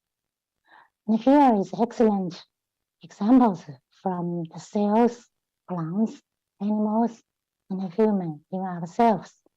We are the hybrids from the molecules level to the macros levels. So how to make the hybrid materials, we can also learn from a chemist, Pauli, in 1933. He started the theory of the chemical bond, including the concept of orbital hybridizations. So the way atoms have to join together to form molecules, that is, we are thinking about how to make stronger fibers and more accuracy of the functions. So this is what we, furthermore, you know, this is a very famous talk in 1959. There is plenty of room at the bottom. So laying the foundation of modern material science for more than half a century. So that is a bottom-up theory for the materials science design and research. So that is a history, what I talk about. Now I just give you one example for the present. So we start from 3M, so-called microscope mesoscope, and a microscope. Normally, in the microscope, there are functions, but from the smaller to the bigger one, sometimes the function will be stopped. So how to use inverse functional analysis to get accuracy? That means for the bottom up, by design, we can call the 1 + 1 = 2. And how to combine the macro to micro, and we use functional collaboration. Also the system integration, we call it 1 + 1 larger 2. So here, all the functional materials, fibers, which my team has worked.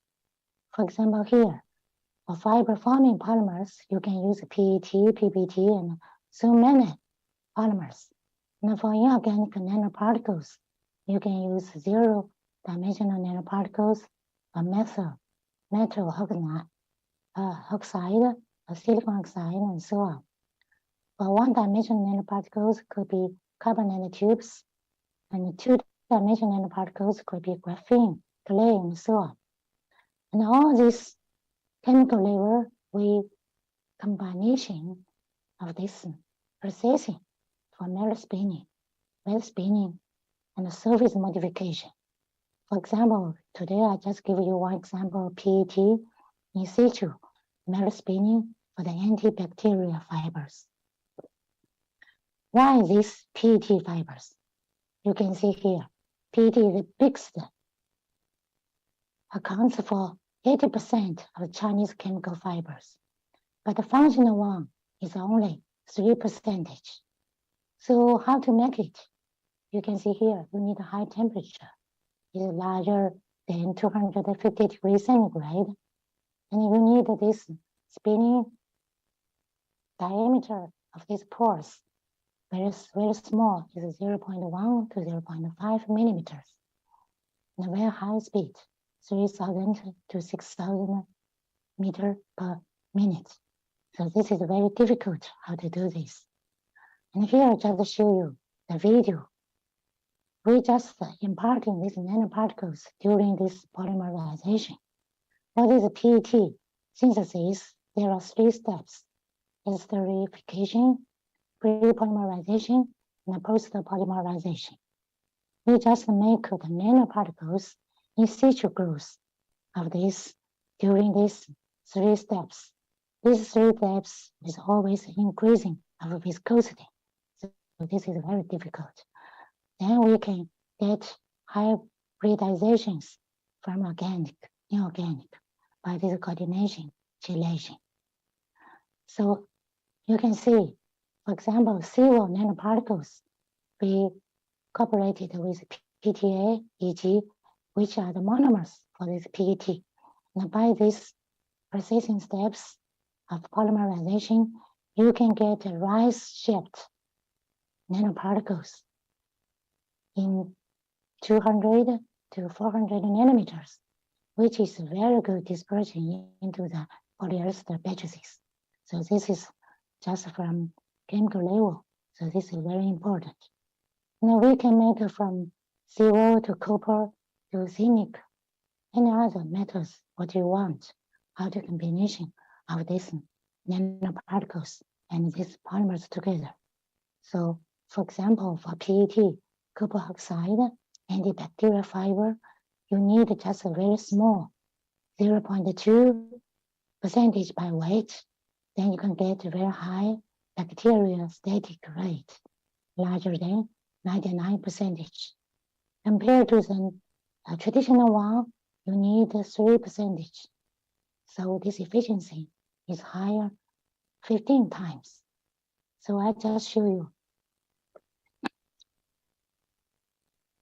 So here I just show you, we have make not only the labor level, but also this scaling up. So we make new spinnerets and using our technology working for Shanghai, Jiangsu, Zhejiang, so many factories. And we made 5 major C-series, including hybrid materials, functional fibers, functional yarns, fabric products, larger than 15 catalogs. Here just show you some trademarks we working together with the factories. This is a production line of functional spun 150,000 tons per year in Zhejiang Cooperated Liberation. So, so due to time limitation, I just give you a very short one example. In the future, you can see we have a traditional fiber to the big fiber. Because the fibers could be functional, integrated, friendly, electronic, responsive. So this is, we have invited in this advanced materials. So you can see from a traditional one to the brand new one could be the broad, wider and wider.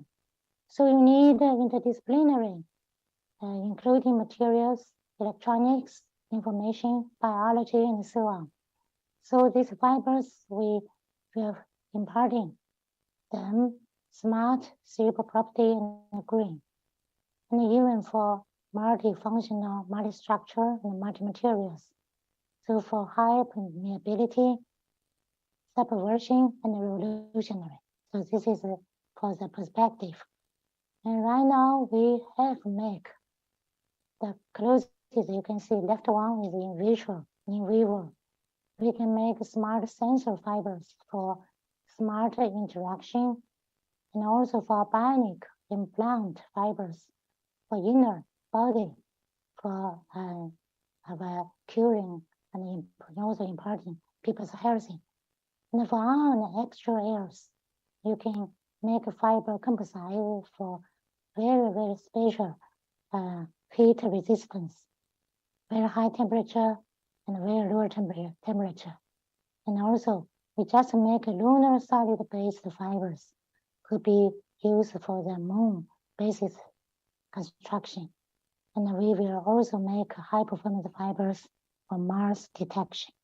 So this is for the futures for the high performance. And you can see here, always we need fundamental research from hybridization, bottom-up assembly, and we use new innovative processing. In this case, for the sustainability development, we need green raw materials and also low carbonization and recycling of systems. Here, just show you very updated work. We're using waste. This is lignin. Normally, it's waste from the industry. And we use this lignin by chemical level and processing levels to directly make the carbonated tubes fibers, which we're imparting a lot of diverse applications. So, as you know, President Xi Jinping suggested the Belt and Road. So you can see from Asian Silk Road now to Belt and Road. So we pay attention to 16 exchanges and visits Belt and Road foreign universities. This is some photos. I visited some universities for collaboration, in not only for fiber, but also for cultural, Chinese cultural relationship. So here, we just joining the China-Africa 2020 cooperation program. So I have 18 graduate students. We graduated from us. So for example, Pakistan, Uganda, Kenya, Bangladesh, Iran, and Sudan. And they are doing fiber-related materials and also learning Chinese culture. Okay, we also launched the new journal here. You can see advanced fiber materials. This year we got the first impact factor up above 12. So as a maybe you just speed up, yeah. Okay, so now just come to my group. Thanks the group's members and all of the hard work. would like to thank all of us, all of you, and I would say fiber linking you and me everywhere of the world. Thank you for your kind attention. Thank you, Professor Zhu, for your very wonderful and colorful presentation. So there is one question posted from the web. The question can read as this: some plastic fibers have added to the global issue of plastic pollution because they give origin to micro and nanoplastics. Could you comment on that? If this is anything, has your new fiber has anything related, or how do you prevent that, please? Thank you very much. This is a very good question. So I just mentioned from the natural one to chemical fiber one. Now we are come to the biodegradable polymer fiber era. So of course, for the plastic fibers, still working very well. So we are also thinking about how to recycling of these plastic fibers. So this is also in China, we have a very big strategy for this recycling. How to make, for example, PET fibers from the PET to the monomers, and then have a very good recycling. So in this case, I think we can overcome so-called plastic fiber, maybe could be the pollution. So also we make biodegradable, for example, PLA and so on, these fibers. So this is very, very, very good environmental friendly. Thank you. One question from the audience, please. Dear Professor Zhu, a very, very great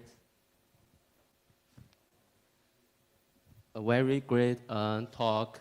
I'm Minxin from a PhD student from the group of Professor Gao Chao in the Zhejiang University.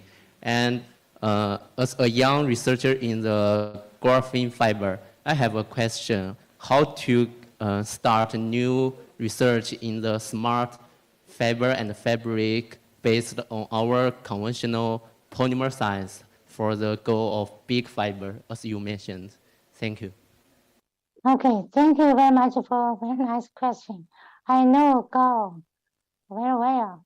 So he is a pioneer for graphene fibers by liquid crystal spinning.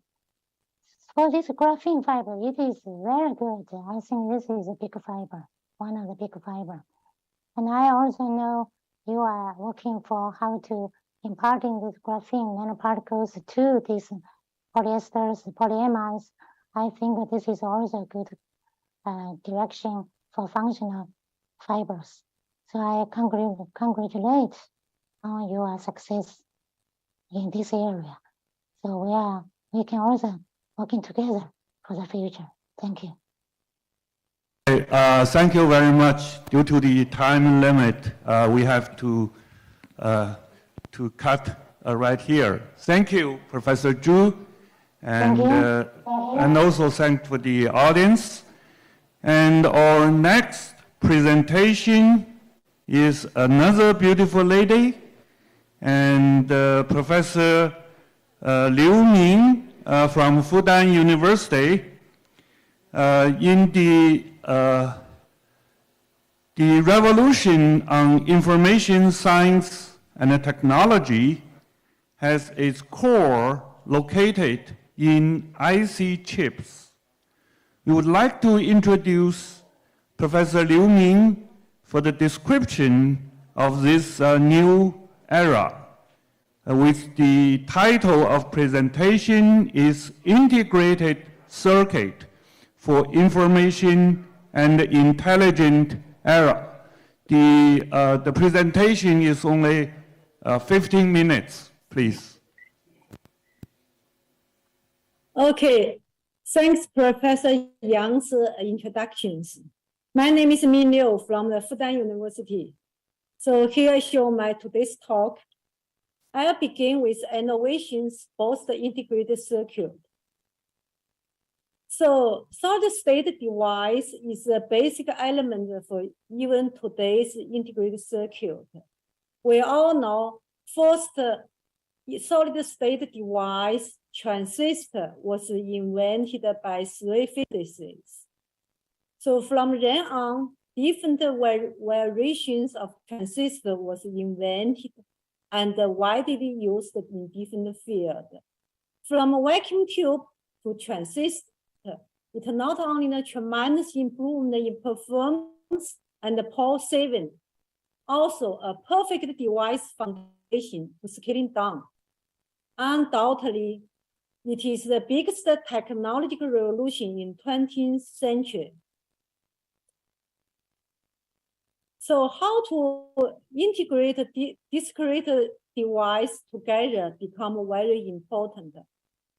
Integrated circuit was separately invented by two engineers. Here is a GLB, another guy is a noise.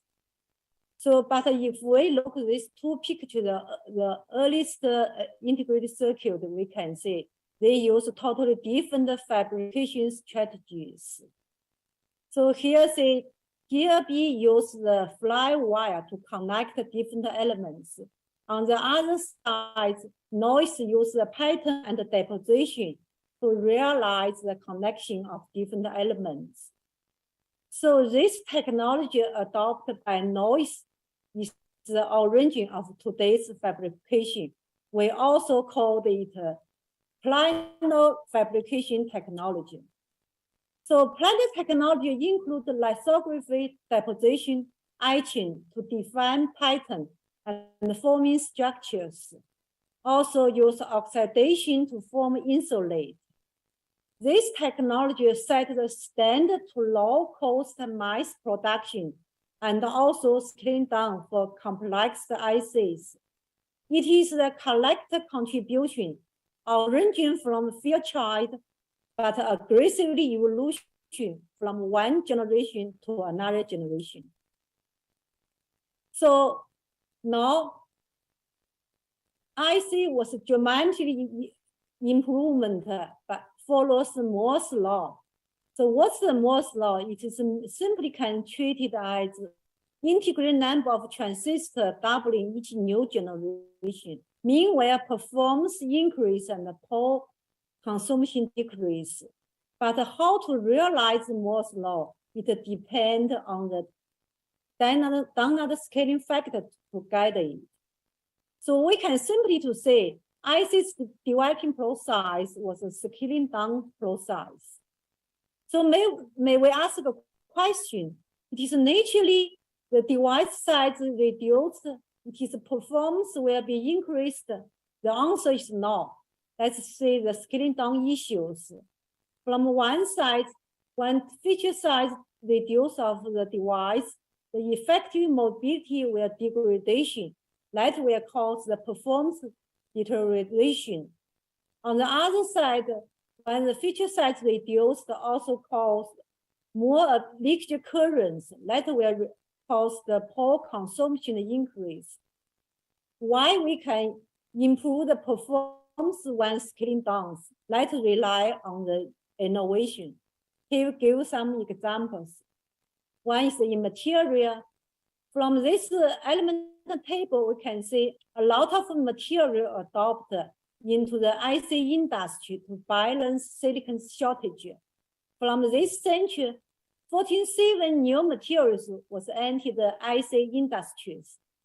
Also from take example, for these tables, we show the different semiconductor materials electromobilities. So germanium's electromobility is great higher than silicon. So string silicon and silicon germanium was used as China materials to increase the performance of the IC. Another example is innovations in device structure. So from early planar CMOS structure to today's FinFET, nanosheet, even futures Fox sheet CFET. So for this gradual evolution process, it is generally increase gate control ability that will improve the performance and reduce the power. Whatever material and structures innovation, it rely on the innovation of the fabrication to realize it. Here show different generations fabrication technologies innovation. So here give some examples.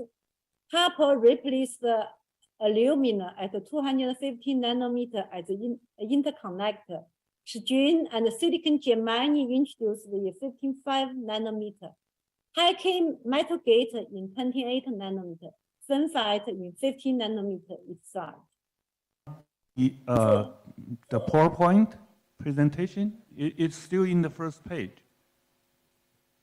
So you cannot hear my. What's the problem? The PowerPoint presentation is still stay in the first page. Really? Let's. 他说他只能在第一页。I'm sorry.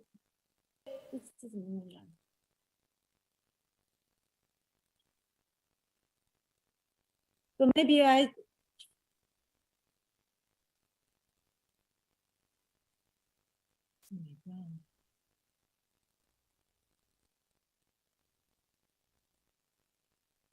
So now you can see different change, Professor Yang.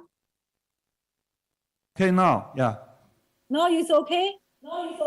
Yeah, please, please okay. go on. Sorry, yeah. okay. Sorry. So I'm so sorry. So among all different fabrication process, lithography is the most expensive and the complex one step. Here show the schematic figures of the lithography technology, also the resolution of equations. From this equation, you can see if we like to improve the resolution, we have three different ways. One is the reduce the light source, the wavelengths. Another increase the NA of lines. The third is reduce the K1 factor. So lithography technology exactly following these simple rules in the last 60 years. So EUV technology ready was very important for the technology be 5 nanometer and beyond. So now I'd like to shift to the second part of my talks. So what's the achievement from the IC's innovation? So let's review the IC itself development. Here show the earliest 1971's 10 micrometer technology to today's 7 nanometer technologies, different generations, main parameters. From this table, we can see from 10 micrometer to today, so 7 nanometer, already through the 19 technology nodes. The integrated transistor increased from early 2,300 to today's 54 billion transistors in single dies, already 10 to 7 times density increase. Also, more function included. So this huge successful in technology also take the huge successful in market. Here give the semiconductor industry the market revenues trend. So we can say in 2018, semiconductor revenue is already reached $466 billion US. It's already equal to automobiles revenue. So last year it grew to the $556 billion US, and still growing rapidly. It is revenue will reach the $1 trillion US in 2030.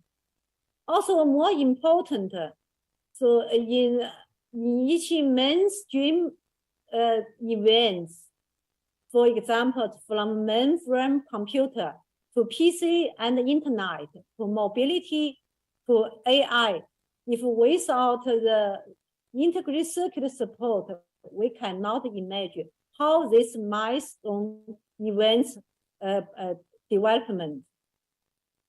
So except IC's influence for itself, it already immersive to all different aspects of our daily life and different fields. Here, I give two examples. What's the IC impact to our society? First is a computer. Here shows the first general purpose computer. It built in 1946. That computer based on the vacuum tube. It only have 5,000 times computing times per second. Also now error time only 5 to 6 millions. From that time to now, the device feature size decreased 100 million times, and the computer's performance per watt improved 10 trillion times. Another example is a communication. So from the early 1G to today's 5G, each generation deeply relied on the improvement of the integrated circuit. Take a cellular communication as an example. In 1987, first cell phone was entered the market. Last time, the cell phone is very large, heavy, and expensive. Also only have very simple function. But today, smartphone not only used as a telephone, it also can take a photo, surf web, internet communications. If your cell phone have enough apps, your cell phone also can use as a music and video players, navigation and mapping, information organization, any kind of leisure activities used as the e-book readers, games, etc. Definitely, it is already dispensable part of our daily lives.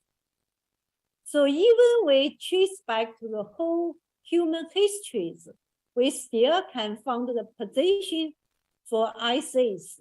So let's forget the guided hunting. We roughly divided the human history as agriculture, industry, information, and intelligence, different period. So for the agriculture, the symbolic element is the crop.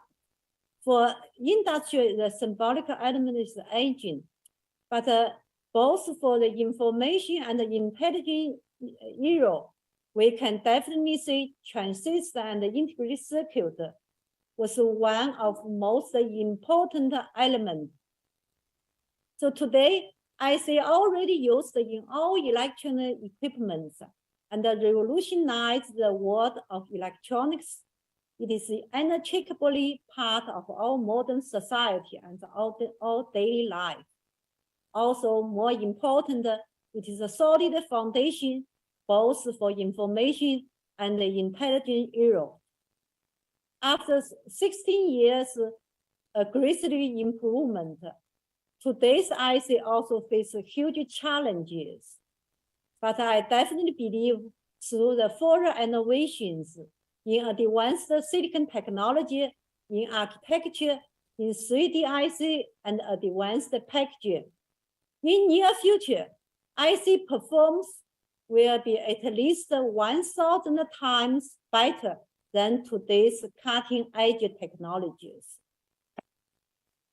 So innovations are still the driving force for IC's tremendous progress.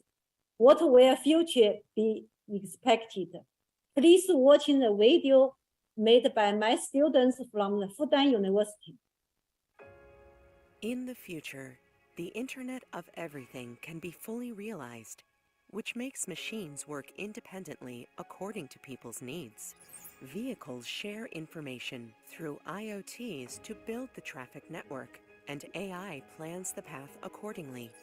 Wearable devices monitor people's health and provide timely warnings. The IoTs can help medical robots treat patients more efficiently. Holographic projection is widely used in teaching. Students can accept knowledge in an immersive way. Agriculture has become large-scale and intelligent. The agricultural big data system becomes the brain of agricultural decision-making. The parameters of the greenhouse are automatically tuned with the support of wireless sensing technology. The data is also synchronized to the digital twin visualization platform, which allows monitoring of crop growth. The indicators of crop yields, planting cycle, and market time can also be analyzed to allocate resource and prevent disaster. AI Energy Brain enables rationally allocating resources and efficiently using new energy. People can precisely control nuclear fusion. Adequate energy provides guarantees to explore the unknown. Perhaps one day, with high gain, high transmission power antennas and deep space exploration, Mars rovers can transmit images to Earth directly. We can hear from deep space. Pioneers can land on Mars. Mars becomes our second paradise. We are exactly on Mars.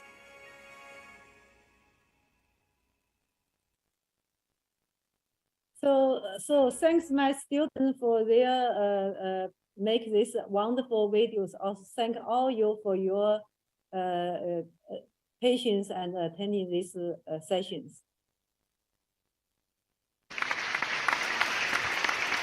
Thank you, Professor Liu Ming, and for your very insightful presentation, and also the a beautiful video at the end of the presentation. Now we are open the floor for the questions from the audience. Anyone? Okay, please. Thank you, Professor Liu. I was highly inspired by your lecture. My question is, in which direction should we work to develop our own high-level integrated chips in the future? Could you please point out the way forward? Oh, that's a very big question, also a good question. So today I see get so many attention, especially for all nations. So actually, there are a lot of discussion how to developing our the integrated circuit in future. But I personally, as the research, I personally believe we still should do our basic research is also how get our industry more stronger. Because IC industry, as I mentioned in this presentation, they are also based on very solid industry foundations. We are now the very easy path. We need step by step to improve all each steps. So for research guide, I think still we should. There are a lot of different. You can also found in device level some new mechanism device. These are all very important for future. Another side is the IC design methodology. Also, this also become more and more important in the future, because scaling down still not have a larger rooms. That if you have innovation in IC design metrologies, that also have a bigger room for improve the total performance of IC. So another is the third part, I think, is from the system level, the core optimized the device, circuit, and application. That's also a good way for the future. Thank you. I think because we are on a very hurry schedule, so we thanks for Professor Liu and for her excellent presentation. Thank you. Thank you. In the coming decade, the issue of carbon neutralization is one of the most important issues for UN SDGs. In basic research, the efficiency can be facilitated by a single atom catalysis, as will be described by Professor Zhang Tao, the Vice President of TWAS. So his presentation will be entitled Single Atom Catalysis, Progress, Opportunity, and Challenge. Please. Thank you, Professor Yang. Thank you for your kind introduction. Can you hear me? Loud and clear. Okay. We can hear you. That's fine. Thank you. Thank you very much for your very kind introduction. So I'm Tao Zhang from Chinese Academy of Science. The title of my presentation is Single Atom Catalysis.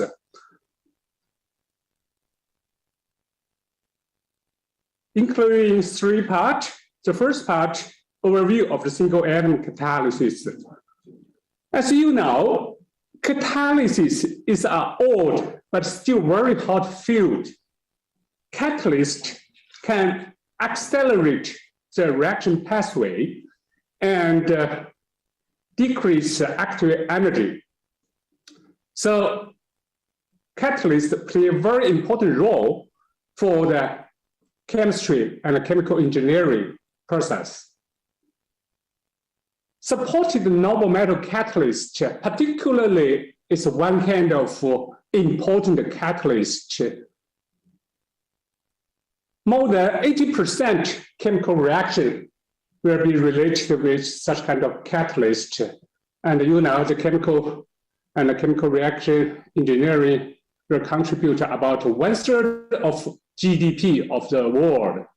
So catalysts, particularly supported noble metal, is a very, very important one kind of new materials. So noble metal is actually very noble, very expensive. So how to use the metal efficiently, in an efficient way, is one of the very important challenges. So from here, you can find for the normally for the catalyst, nanoparticles is about several nanometers. It's composed of thousands of atoms. If you decrease the particle size, so you can increase the surface atom, you can increase the dispersion, you can increase the efficiency of the atoms.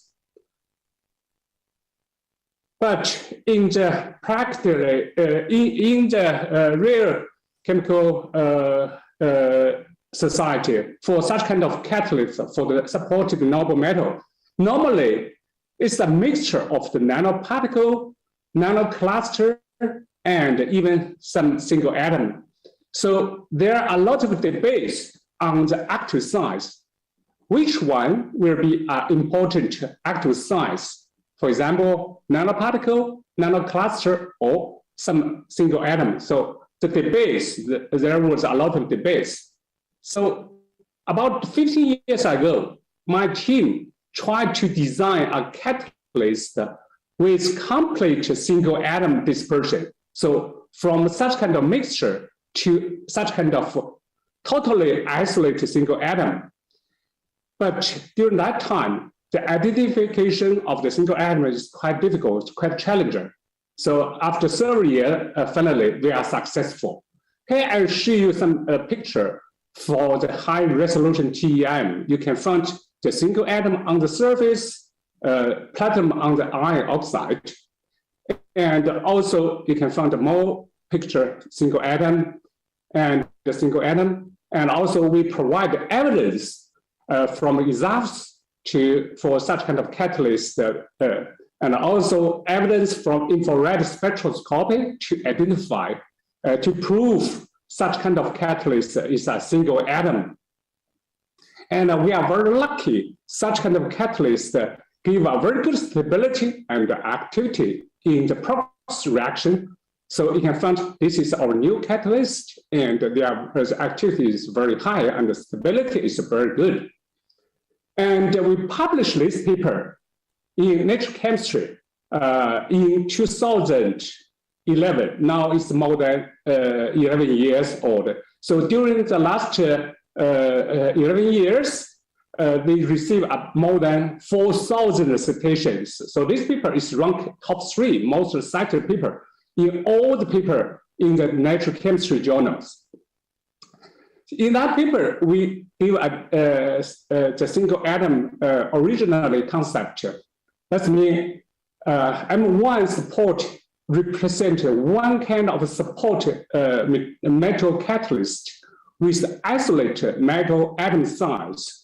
The core metal atoms in the active size are not close connected to each other, but interact with the support. So this is one kind of total new catalyst materials. After that, after 2 years, the Accounts of Chemical Research invited me to write the first review paper for the single atom. So the single atom catalysis is a new frontier in the heterogeneous catalysis after the 2 papers.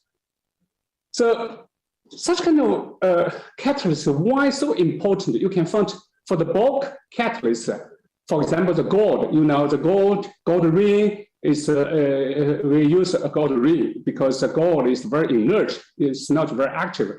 But if you put such kind of bulk materials into the nanomaterials, they give you unique chemical and physical properties. Particularly if you decrease the particle size to about 1 to 5 nanometers, they give very good performance for the catalyst, such we called nanocatalysis.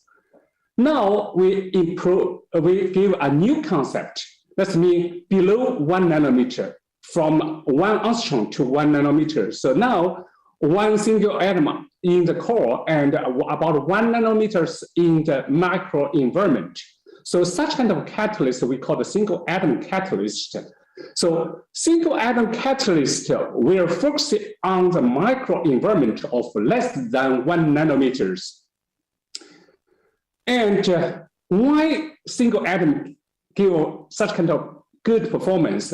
How we can prove the catalytic performance of the single atom? Here I give some more information.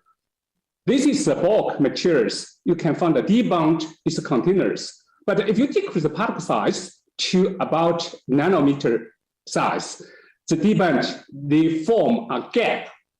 And if you decrease the particle size even more to the clusters, smaller cluster, the gap even bigger. And if you put such kind of nanometers, nanoparticle into an isolated atom, the gap even bigger. But if the one atom interact with the support, we put one single atom on the surface of the support, they will interact with the support. And because of the diversity of the support and the heterogeneity of the support, so the D band will, from this kind of situation, to change to such kind of situation. So we can use the support interaction to improve the electronic property of the single atom catalyst and to promote the catalytic performance of such kind of catalyst. So, for the conventional surface catalyst, there are very several important milestones during the last century. And from surface chemistry, from surface catalyst to the nano, we also have several very important milestones. Now people believe the single atom is another milestone in the heterogeneous catalysis. So because they can understand the catalyst from nanometer to 1 atom. So from surface science to nanocatalysis, then to atomic scale. This is very, very important for the chemistry and for the catalysis. So part 2, progress of single atom. After that, you can find originally we give the example for the platinum. Now, from even more noble metal and transition metal and alkali metal and other metals, even the rare earth metal and other non-metals. So even 2/3 periodic table elements can be synthesized to the single atom catalyst up to now. And single atom are promising candidates for more than 30 reactions up to now. And here I show you several examples from our group. We can tune the selectivity of the catalyst, and they make anti-carbon catalyst to improve the selectivity. And also they can give very good stability of the single atom because the covalent metal support interaction use such kind of single atom catalyst. And also we can give the heterogeneity of the single atom size on the single atom. They show most active size is the least at the bondage on the surface of such kind of catalyst. And also the coordination environment determines the activity. So for such kind of single atom, the coordination environment is very, very important. And also we studied the dynamic of the single atom size in the reactions during the last several years. They gave very good dynamics, even for the electronic chemistry. And also such kind of single atom can bridge the homogeneous catalyst and the heterogeneous catalyst. This is also very, very important for the chemistry because this is a very good bridge to bridge the homogeneous and the heterogeneous catalyst. And after our paper, this is a very, very hot research area. So you can from 2011 now, this year, I believe more than 2,000 papers will be published in this field. And you can find originally in the chemistry, this is last year, you can chemistry. Now, even the material science and other fields, you can use the single atom catalyst concept. And also you can find originally this new concept from China. Now US, Europe countries, Australia and Singapore and Canada and many, many countries, they follow our work. Up to now, more than 100 countries use the new concept of the single atom catalyst, follow our research. And for the organization, we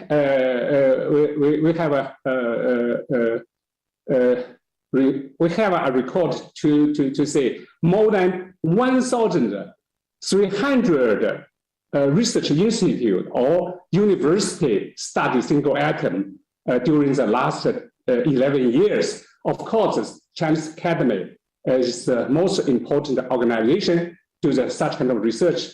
And also the US DOE Research Institute and the Tsinghua University and other universities in the world, all they follow such kind of new concept in the chemistry. And during the last 10 years, 4 times, single atom new concept was highlighted by chemical and chemical engineering news for 4 times. And such kind of single atom concept was selected as the top 10 achievement in the chemistry in 2016 by Chemical and Engineering News. Last part, opportunity and challenge. Of course, the synthesis of single atom is still a challenge. And also the characterization of a single atom, because a single atom is quite difficult compared with the nanoparticle. Now, Professor Bai just gave a very wonderful talk, used the mega science facility to study the basic science. Now in Beijing, we will build the 4th generation light source in China. So this will be a very powerful tool to study the single atom catalyst. And also the physical chemical origins of the single atom is one of the challenges.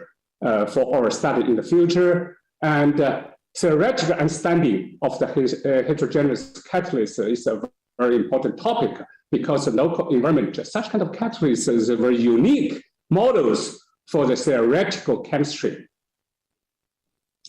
And for the industry application of the single atom, during the last 11 years, single atom, most research was focused on the fundamental research. But now, the Dalian Institute of Chemical Physics from China, they declare 50,000 10-year actually 100 formulation reaction has been commercialization in China. So this is probably one of the first commercialization process to use the single atom.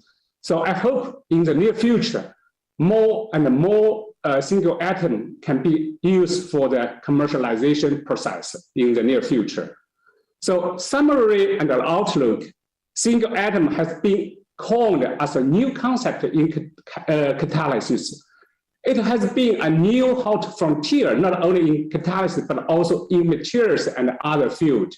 The local coordination environment of a single atom guarantees its unique stability, selectivity, and activity.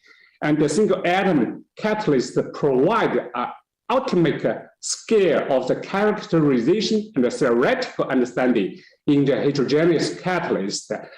And the development of the single atom in the industry application is very promising. I hope in the near future we can have more good news about the commercialization of the single atom. So now a new era of the catalyst in a single atom scale is coming. Is in the near future. Actually, it's coming now. Thank you very much for your kind invitation, and thank you for your attention. Thank you. Thank you, Professor Zhang Tao, and for your beautiful presentation, for your beautiful idea, which is proposed in 2011, and also the work to carry on this now become the industry scale 50,000 tons per year. Okay, now we are open for the questions, please. Nice talk, Professor Zhang. I'm impressed that your English is so good. Thank you.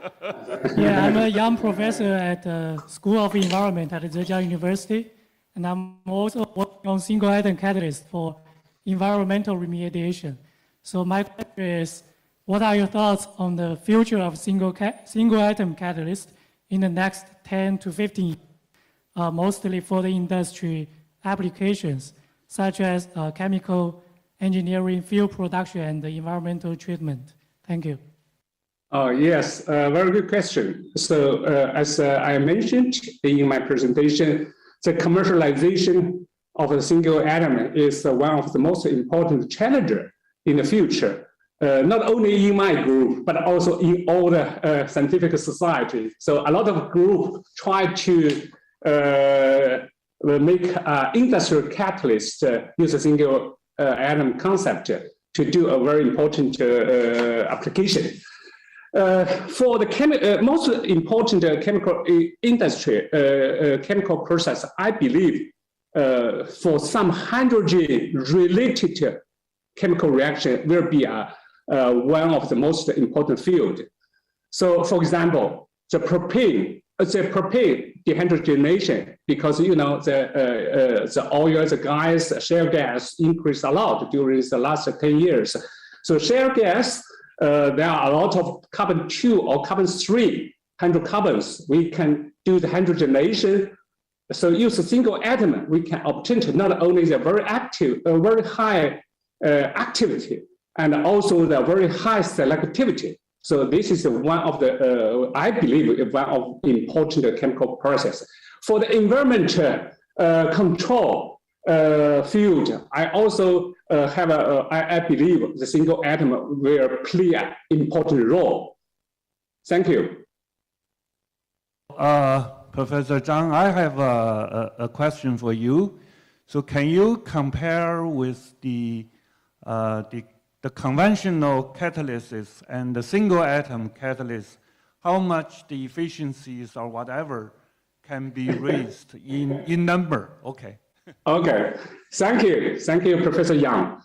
So normally, for the conventional catalyst, the nanoparticle is about a few nanometers. So in that case, the dispersion or surface atom normally between the 50% or to the 80%, such kind of range.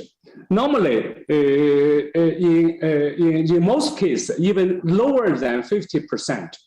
But for the single atom, every atoms can be used if the single atom was located on the surface of the support. So particularly for the noble metal, the single atom concept here is very, very important because we can use every single atom on the surface of support. Thank you. And now you can use every atom of the noble matter. Yes, okay. Thank you very much for your wonderful presentation, and due to the time limit, I have to carry on. Thank you very much. Thank you, Professor Yang, and all the friends. Thank you. So we are now moved to the fifth lecture, and that will be given on site. And we know the title of this conference, TWAS conference, is evidence-based decision-making and the relation to the basic science. And the evidence-based decision-making in the future can be facilitated by the hybrid linkage between human brain and the electronic brain. And in Zhejiang University, we have a lab which is working on this aspect. And here we'll hear a presentation from a neuroscientist, Professor Duan Shumin. And his title of presentation is A Brain Circuit Encoding a General Aggressive State. Please, Professor Duan. Thank you very much, Professor Yang, for your kind introduction and for your kind invitation. I'm very honored to have an opportunity to present our work on this meeting. So the title of my talk is A Brain Circuit Encoding a General Aggressive State.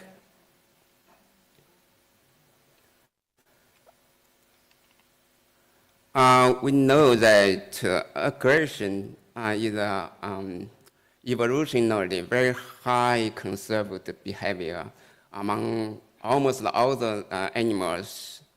And actually, the aggressive behavior is critical for animals for their survival.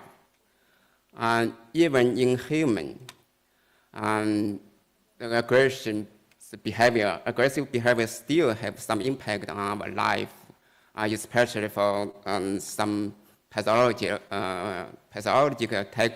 aggression that can be found in some pathological disorder, personality disorders, and psychological disorder, which may cause serious social problem. And up to now, we still have little efficient interventional approaches. So it's very important for our neuroscience to know the mechanism of this aggressive behavior, how it happened. For neuroscience, that we can explore our brain function at multiple levels, from molecule to cell and to system and circuit. And for the past century, great advance has been achieved at the level of molecule and cells. Actually, we know quite well about how our brain cell works, process signals at molecular and synapse and cell levels. But when we study the brain function at the system level to study cognition, psychology, and we usually tackle the brain as a black box, and we only concern the input and output, but we don't know exactly how the brain function, the inside of the brain for this behavior. The reason is we still lack efficient approach to explore the brain function at the circuit level, which is critical for the brain function, because for every brain function, even very simple behavior, that's the result of a large quantity of population neuron activity. And this neuron activity to study is very difficult. And maybe this number can give you some impression how our brain is complicated. For the human brain, we have 100 billion neurons.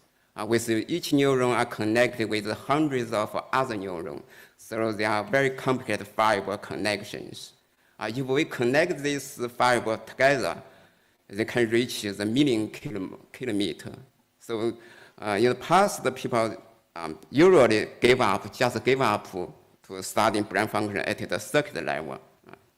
But in certain years, for the past 20 years, a number of new approaches appeared thanks to the interdisciplinary cooperation. For example, the epigenetic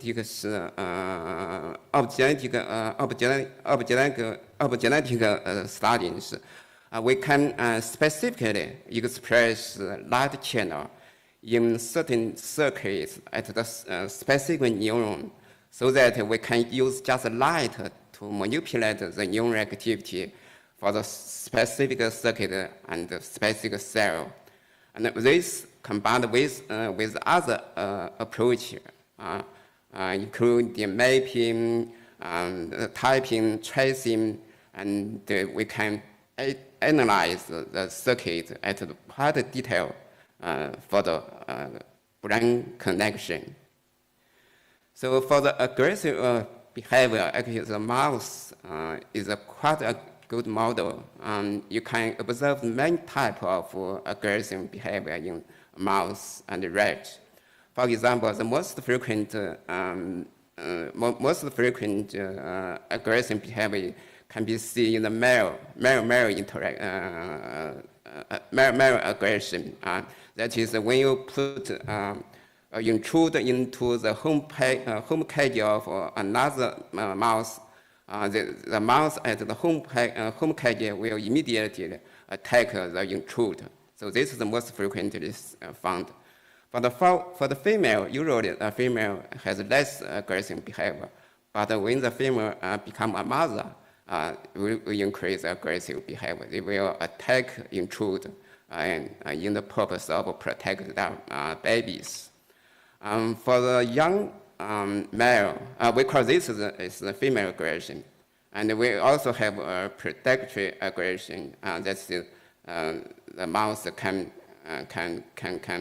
eat some small insect. And also you have a pup-direct aggression. That's the young male mouse. Before he becomes father, he tends to attack the pup. This is infanticide. So many types of aggression can be observed in the mouse model. In the past several years, a number of studies have reported that in different types of aggression, they have a specific brain region.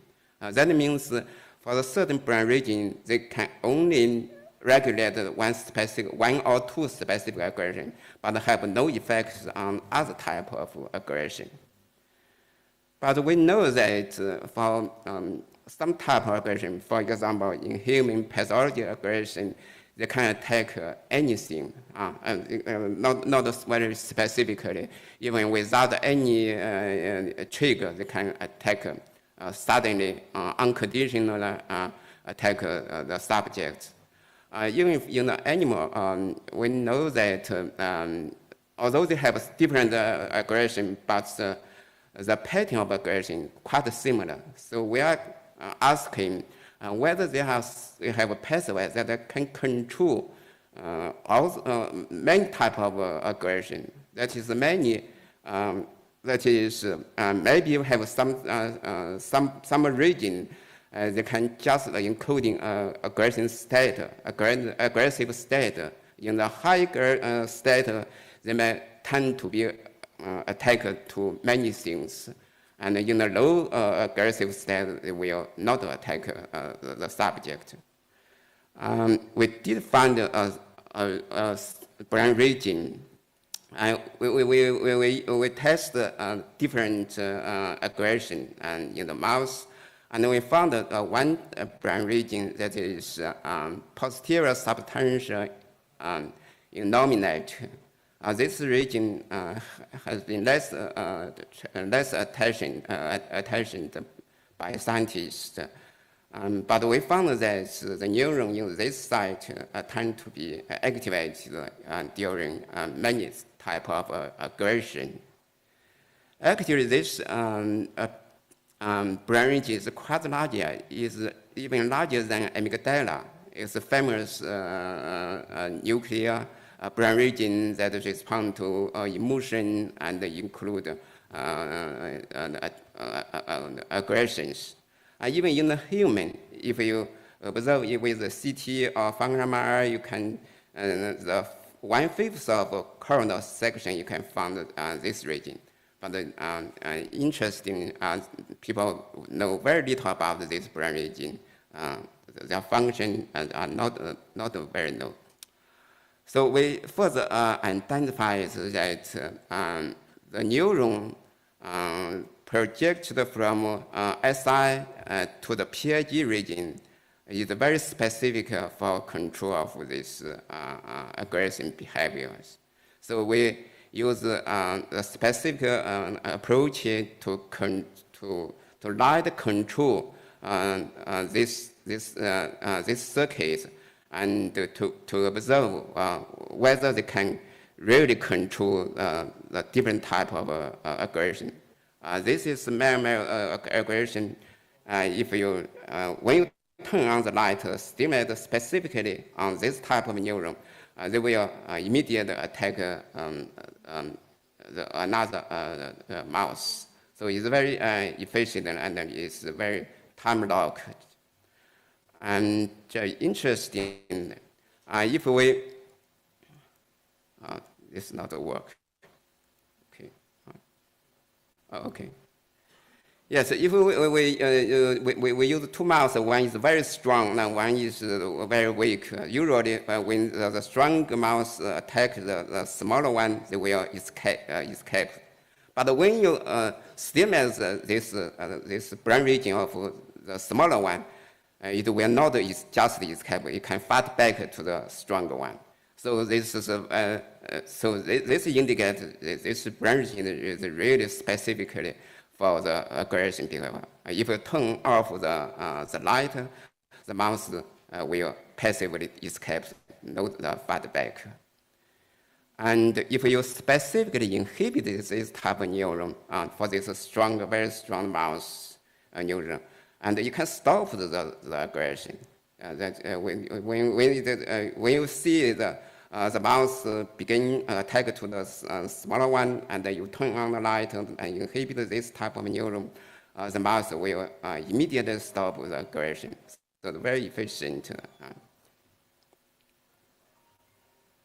So we test many types. Actually, it has 12 types of aggression, and we found that this brain region can control all of this type of aggression. When you activate, they will attack anything they see. And when you inhibit this neuron, you can efficiently stop the aggression. Then we want to know how this neuron encoding this aggressive behavior. We noted that if we were recording this, the activity of this neuron as this the hot pot, we see that Even before the attack, the neural activity are increased, tend to increase. That means before the attack, this neuron, the activity of the neuron are increased. Then at a certain level, it will begin attack. And then we test on the different conditions to observe the activity of this neuron. And we found that if we put an object, not the mouse, the activity of this neuron increase a little increase of this neuron activity. When you put a female mouse, and the activity of neuron increase more increasing this is activity compared to the object only. But if you put a male mouse, you can see that this neuron, the fire of this neuron very dramatically. That means they may initiate attack. If you put a very strong mouse, we call the CD1 mouse, they will increase even greater. If you put a male mouse and then you see they will attack the intruder. Before the intrude, the neural activity will increase dramatically.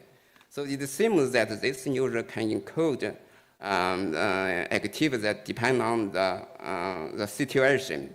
When the object have no is not so dangerous, the increased activity will be only little. If the threat level increases, the activity will be increased, and at a certain level, they will initiate aggressive behavior. Aggressive behavior, they have different patterns. In some aggression, it just consists of a single aggression. After the attack, they will stop. We notice that for this single attacks, the neural activity will decrease to the base level immediately, shortly after attack. And then they will increase to some level, and then the new attack will initiate. But for some attack that will continue the attack, the one-by-one attack, we notice that for this type of aggression, the neural activity will not decrease dramatically. It will decrease certain level, and then at the high base level, they will initiate the second aggression and then the third one. And eventually, if the neural activity decreases to the base level, they will stop the aggression. So it indicates this neuron not only encode the threat level, whether or not will fire attacker, but also decide what kind of aggression will initiate.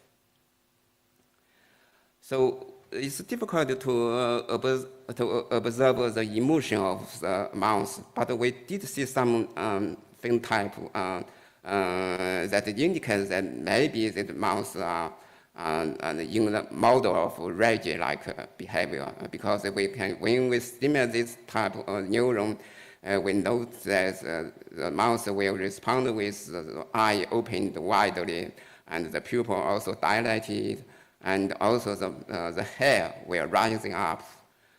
Also the breath and the heartbeat will increase, and blood pressure also increase. So all of this are consistent with that the mouse is in the emotion model that they look like a rage. So in summary, we found a specific pathway in the brain that it seems to encode a general aggressive state. They can affect many types of aggression.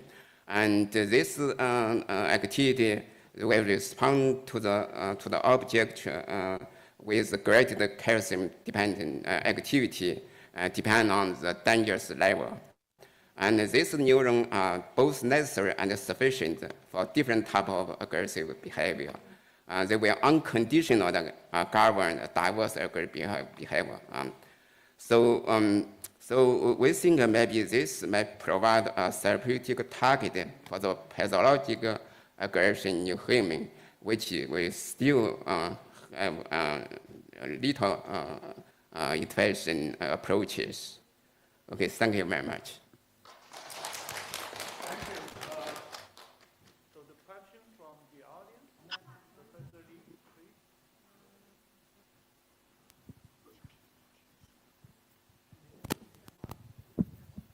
So I have to introduce Professor Duan is also the Dean of the Faculty of Medicine and Pharmacy of Zhejiang University. I forgot. Okay, please. Okay, thank you.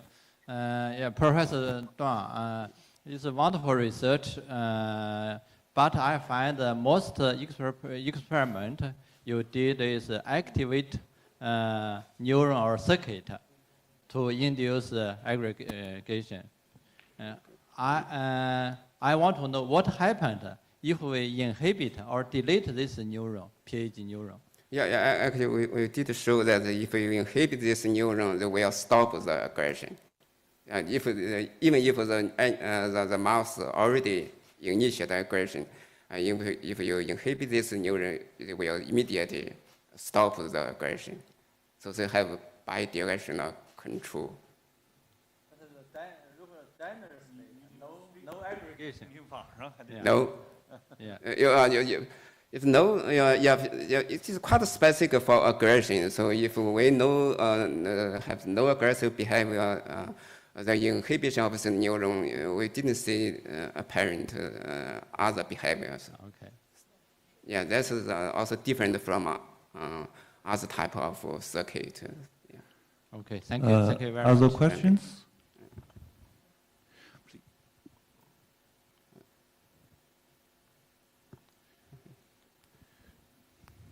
Oh, thanks for your excellent lecture. And I'd like to raise a question. Is there any difference in the functions of the PSI between female and male mice? Yes, they have much. Yeah, for this, usually for this PSI activity, and usually, if you're recording the activity, that for the male mouse, they tend to be respond to different type of object with high activity. For the female, usually with low activity. So, but if you stimulate, you manipulate this type of neuron, whether it's activated or inhibited, they have a similar role. No matter whether it's female or male, you can initiate aggression.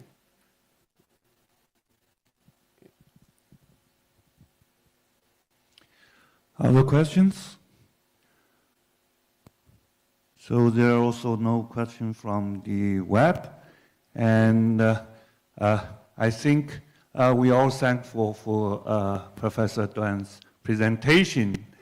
Now we have something to do, maybe to help the people to suppress the aggressive behavior. Okay, thank you. Thank you.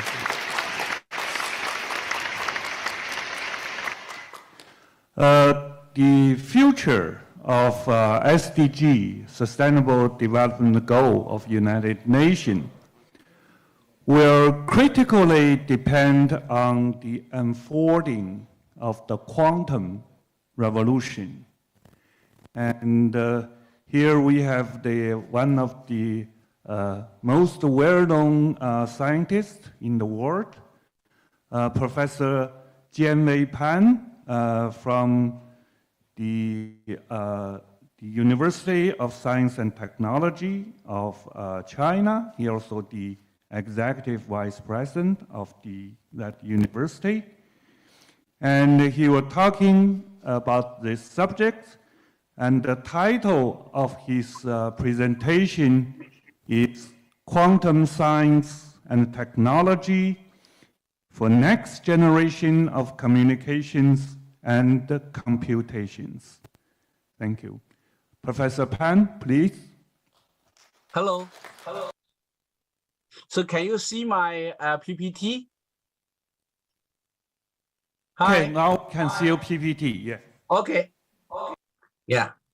So dear colleague and friends, good afternoon. First of all, I would like to thank the organizer for the invitation, which gives me a chance to present an overview on emerging quantum technology. So I'm very sorry for not being able to present my talk on site.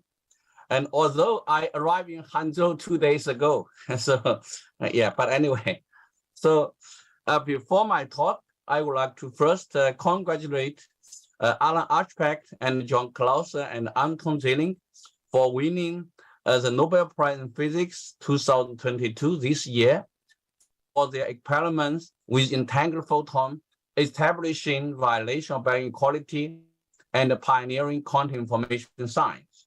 So as mentioned in the quotation, so their results have carried the way for a new technology based upon quantum information. So I'm also very happy and proud to see some of a work from China were also mentioned in the presentation of the prize press release. Since a practical quantum computer is still far away, in the following, I will mainly present a brief overview on the history of quantum communication and show you how quantum communication has developed from a pure theoretical idea into a preliminary mature technology after almost 40 years effort of the community. So I would like to briefly mention the roadmap of quantum computation. So in quantum computation, our community set a three-stage goal toward final realization of a practical quantum computer. So the first one is called quantum computational advantage. So which means the speed up of quantum computation is so overwhelmingly huge that no classic computer can perform the same task in a reasonable amount of time. So the second one is the so-called, quantum simulation, by which we can construct a quantum simulator to efficiently mimic the evolution of a complex quantum system, which is a useful method in the design of quantum material and the study of high temperature mechanism, a high temperature superconducting mechanism, and so on. But of course, the third and the final goal is to realize universal and programmable quantum computation with the help of quantum error correction. So in 2019, so the American company Google and first announced quantum computation advantage with 53 superconducting qubit on the quantum processor called Sycamore.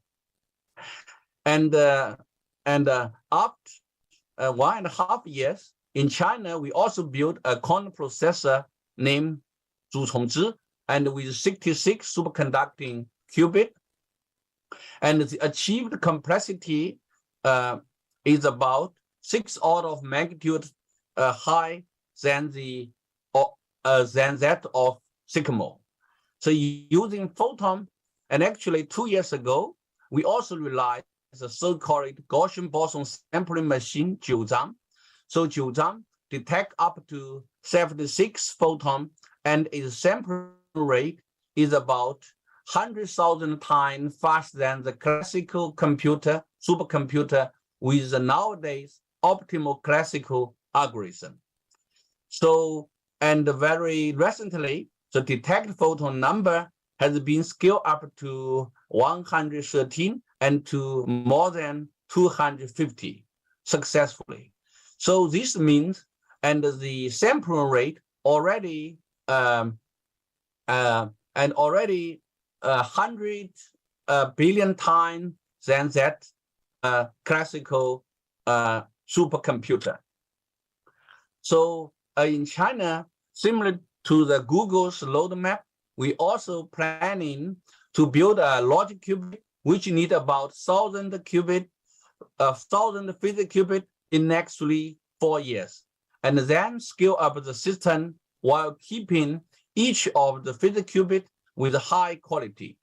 So with such a development, it is foreseen that in about 10 years, one might be possible to build up a fully functional error-corrected quantum computer with about 1 million physical qubit. So as you can see, a practical quantum computer is still at least 10 years far away. So as a contrast, quantum communication already in the mature period. So quantum communication is actually the first practical quantum information processing technology. So why we need quantum communication? So one of the major challenge of classical information technology is information security. That is, all the classical encryption methods that depend on computational complexity can be in principle corrected. For example, as the widely used public key encryption system RSA 512 was corrected in 1999, and RSA 706 was corrected in 2009. And even RSA 1024 has been considered unsafe. So actually, it has been long suspected human ingenuity cannot conquer the cipher, which human ingenuity cannot resolve. Therefore, an everlasting question is, can human beings invent a cipher tool to ensure secure information transfer? So a possible solution is to explore quantum superposition. As we all know, according to quantum mechanics, as we all know, in our everyday life, a cat can only either be in a alive or dead state. However, according to quantum superposition principle, a cat in the quantum world can even be in the coherent superposition of alive and a dead state. So when we apply superposition principle to multi-party system, we are led to the conception of quantum entanglement. For example, two cats in the quantum world can even be in the coherent superposition of alive, and dead state. Then, if we perform a measurement onto the first cat and is found to be in the alive state, then the second cat will be simultaneously collapsed into the corresponding alive state, no matter how far away they are separated. So Einstein called such a phenomenon as the spook action at distance. So physically, any two-level quantum system can be used as a realization of a qubit. For example, we can explore as a two-polarization state of single photon to encode a horizontal and vertical state to encode one bit of information. So for a system consisting of two photons, they can be in one of the following 4 Bell states, the so-called maximally entangled state. So with the help of quantum superposition principle, and we can perform the secure quantum key distribution. Quantum key distribution is the best known quantum communication protocol. So for example, one can explore the so-called BB84 protocol to perform single photon-based key distribution. Then with the help of the shared secret key and the one-time pad encryption method, one can achieve unconditional secure communication. And another interesting application of quantum communication is quantum teleportation, which is a way to transfer a quantum state from one particle to another without actually sending the particle itself with the help of entanglement. So this is very much like the way of Star Trek in science fiction, although nowadays it's not possible to teleport a person.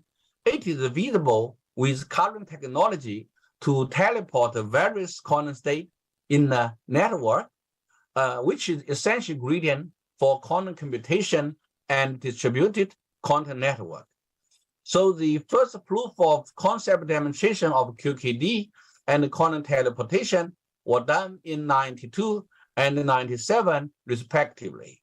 And we can see at that time, so the achieved distance are quite shorter. Both are only about 30 centimeters.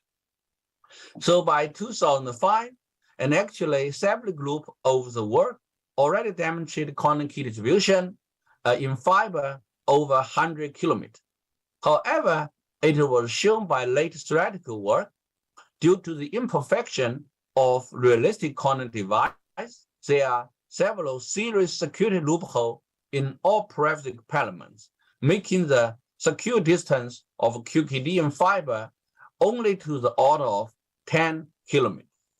So this is, this seriously limit the practical application of secure quantum communication. Therefore, there are two major challenges toward large-scale secure quantum communication before we can promote any practical application. So first, we need to overcome the security loophole caused by imperfection of realistic device. Second, we need to find a way to extend the distance of quantum communication. Actually, due to exponential photon loss in fiber, it is extremely difficult to achieve quantum communication over large distance. For example, in a 1,000 kilometer commercial fiber, even with a perfect 10 gigahertz single photon source and ideal single photon detector, only 0.3 photon can be transmitted on average percentually. So why or how we can explore quantum communication for real practical application? So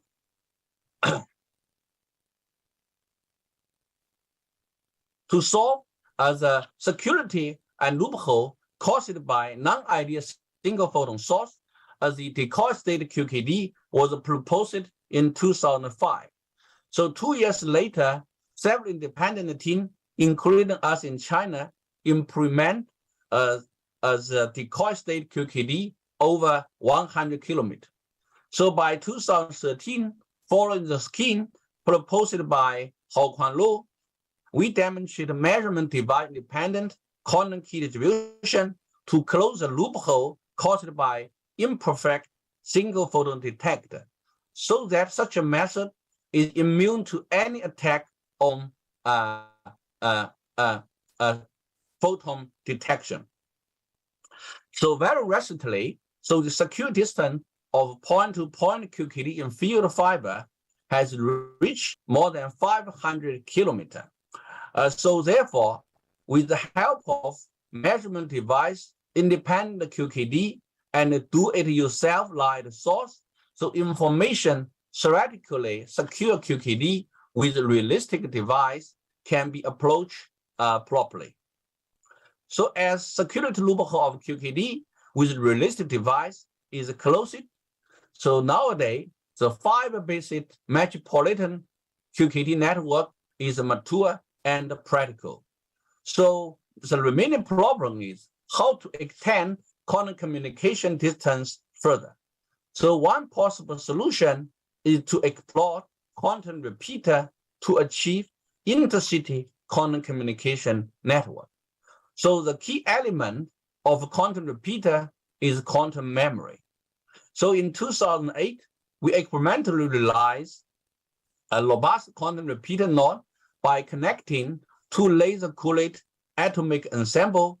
However, as shown in the right figure, the parameter at that time is still not good enough. So the lifetime of the quantum memory has to be improved by 8 orders of magnitude so that it can fulfill the requirement of a 500 kilometer quantum repeater. So since then, many technological development has been carried out. So by 2016, and we managed to prolong the lifetime from 1 and the microsecond to 220 and a millisecond, while still with higher retrieve efficiency.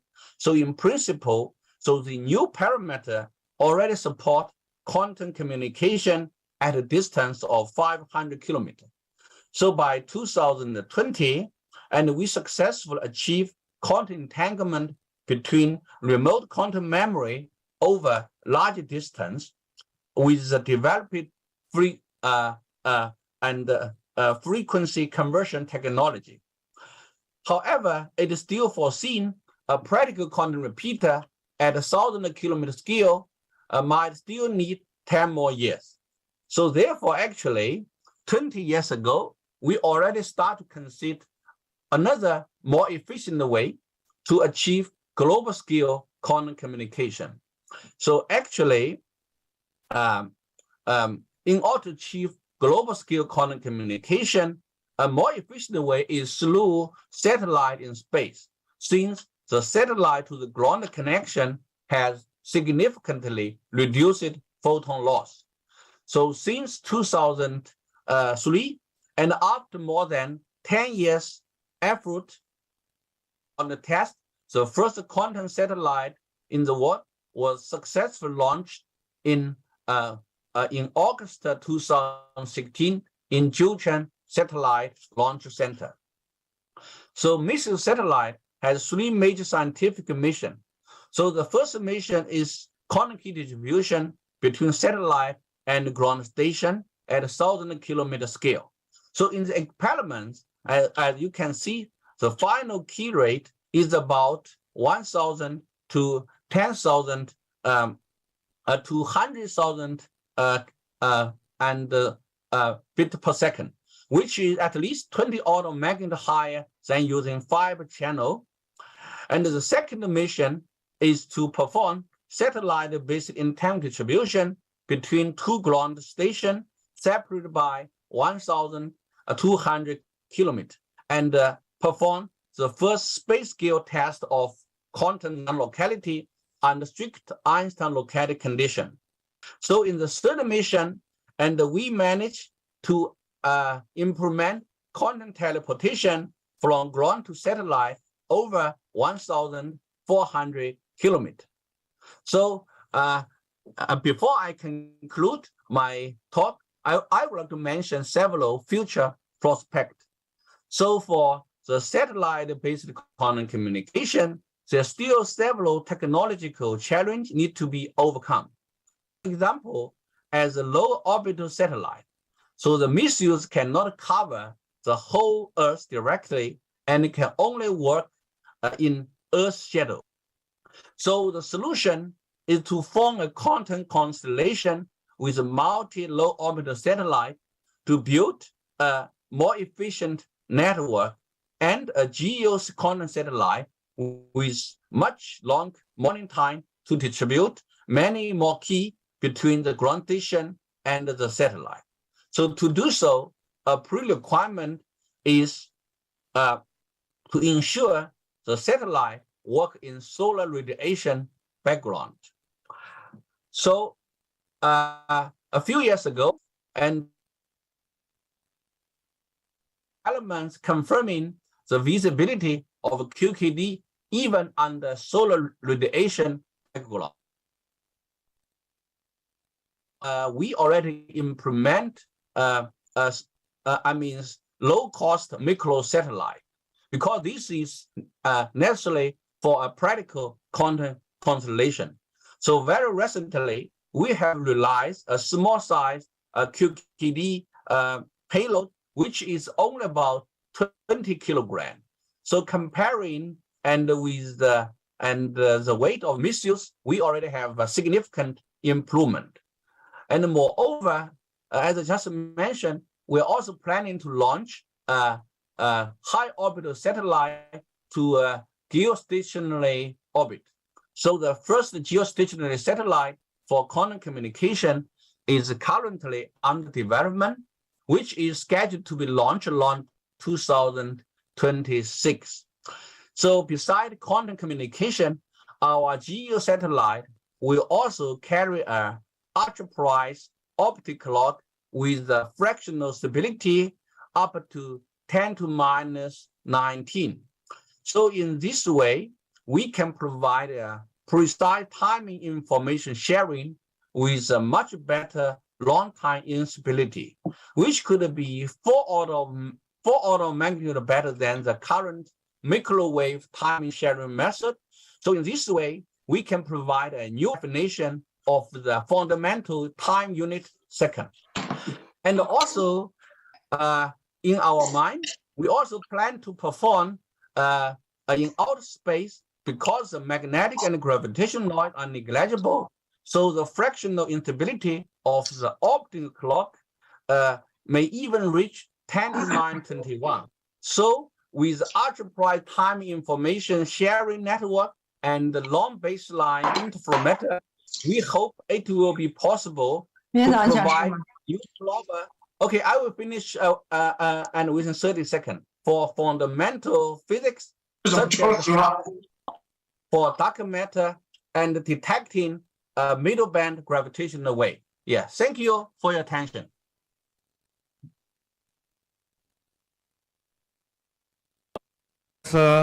Pan for your stimulating lectures, and you proved to be the leader in quantum communication and quantum computing. And now we see if there are any questions from the audience, please. Thank you for your wonderful talk. You're a top expert in the world in quantum science, quantum information science and technology. My question is about the future possible breakthrough. Can you imagine or just anticipate in which directions further great progress or a breakthrough can be achieved in the coming 10 years? Thank you so much. Okay. Thank you for your question. I think in three fields. So I think in quantum communication, we are the realization of quantum repeater over 1,000 kilometers. If this can be done, then it will be really breakthrough for the realization of quantum network. In the meanwhile, as I just mentioned, we hope, in the next 5 years, we can achieve some important progress in the field of quantum error correction. So that it will be possible within 10 to 15 years, we can construct a functional universal quantum computer.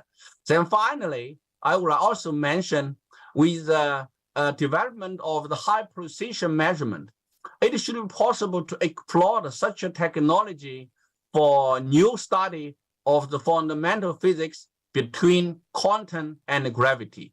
So that's the three things I could expect in my mind. Yeah. Okay, very ambitious goal. And please, a microphone, please.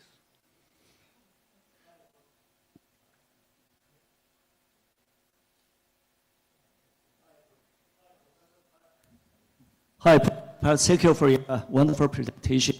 I'm Wang Jian from the 2nd Affiliated Hospitals, Zhejiang University School of Medicine. I'm a cardiologist. So just a short question. As we know, the 5G, right? 5G work. It's already been very fast, even faster than the 5G. What is the conception of the speed of quantum communication? Maybe equals to 100G, or we don't need a 5G or 6G anymore, quantum communication. Right. Yes. I think the speed of the traditional, optical communication already very fast. So the purpose of quantum communication is to ensure the security of information transfer on one hand. So on the other hand, because in the future, we need to connect the quantum computer through the quantum network. So then the quantum communication method will be an essential technology for the future realization of quantum network.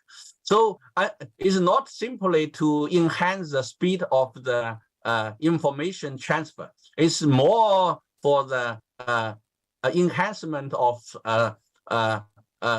network security and for the connection of quantum network. Yes. Yeah.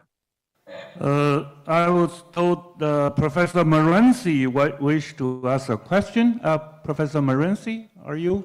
Yeah, thank you very much. Professor, I would like to ask how can you help the developing countries, least developed countries in Africa to build their capacity in quantum technology and quantum computation? Okay. I can give you an example. 2 years ago, I would like to give you an example. 2 years ago, I worked with the government of Rwanda to send some student in Canada. So the government of Canada gave a certain number of scholarship for quantum computation and in that area. And they selected some of the best students. They did have interviews, and they were able to select students to send them.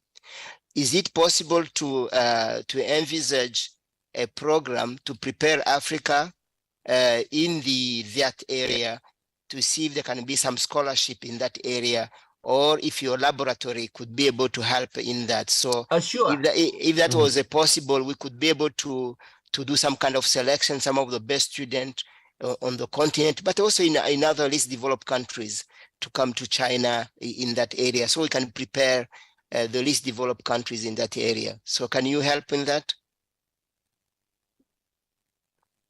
Yes. Thank you for your suggestion. So actually, we have a very close collaboration with our Africa colleague. So we are going to have a ground station in South Africa so that we can build up intercontinental quantum key distribution network. That's one thing. Then the other thing, probably you are, and probably you know, so the Chinese Academy of Science together with the TWAS, they have a fellowship for PhD students. So the students from the development country are most welcome through this program to apply a fellowship to join us to spend 3 or 5 years to learn such a technology.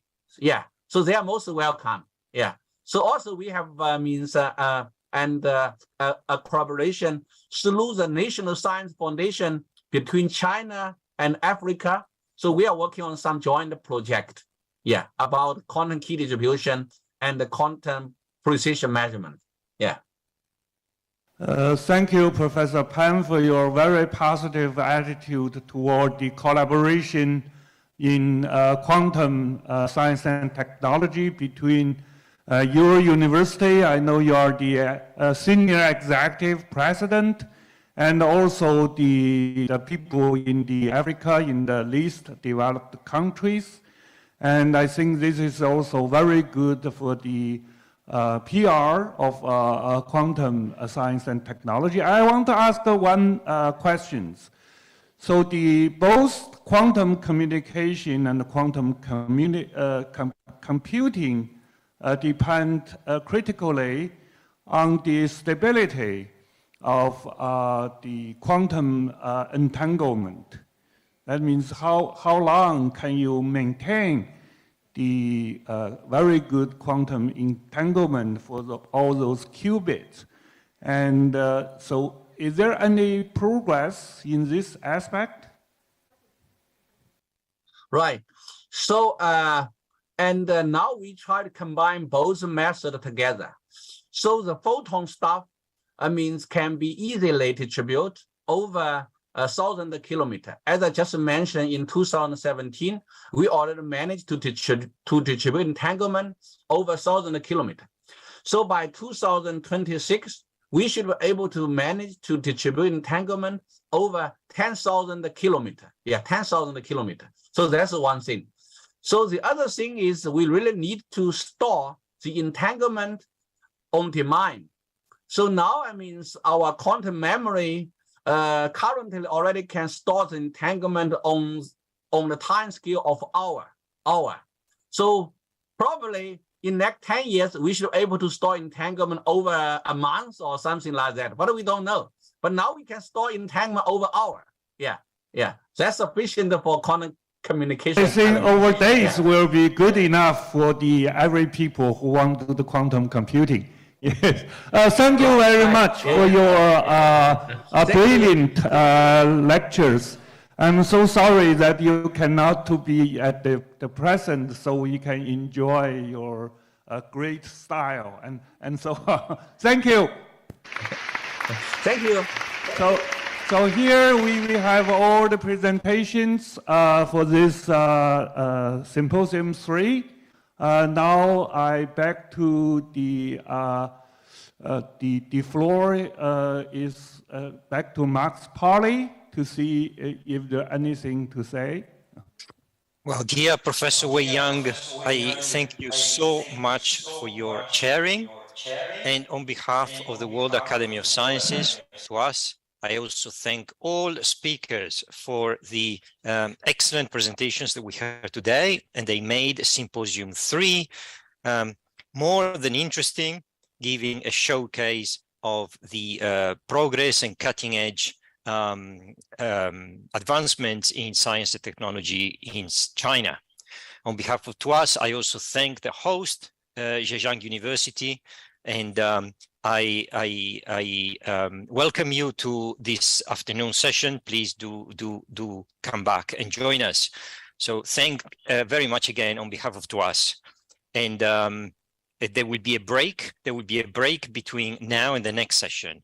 Just check the program. Thank you. Goodbye.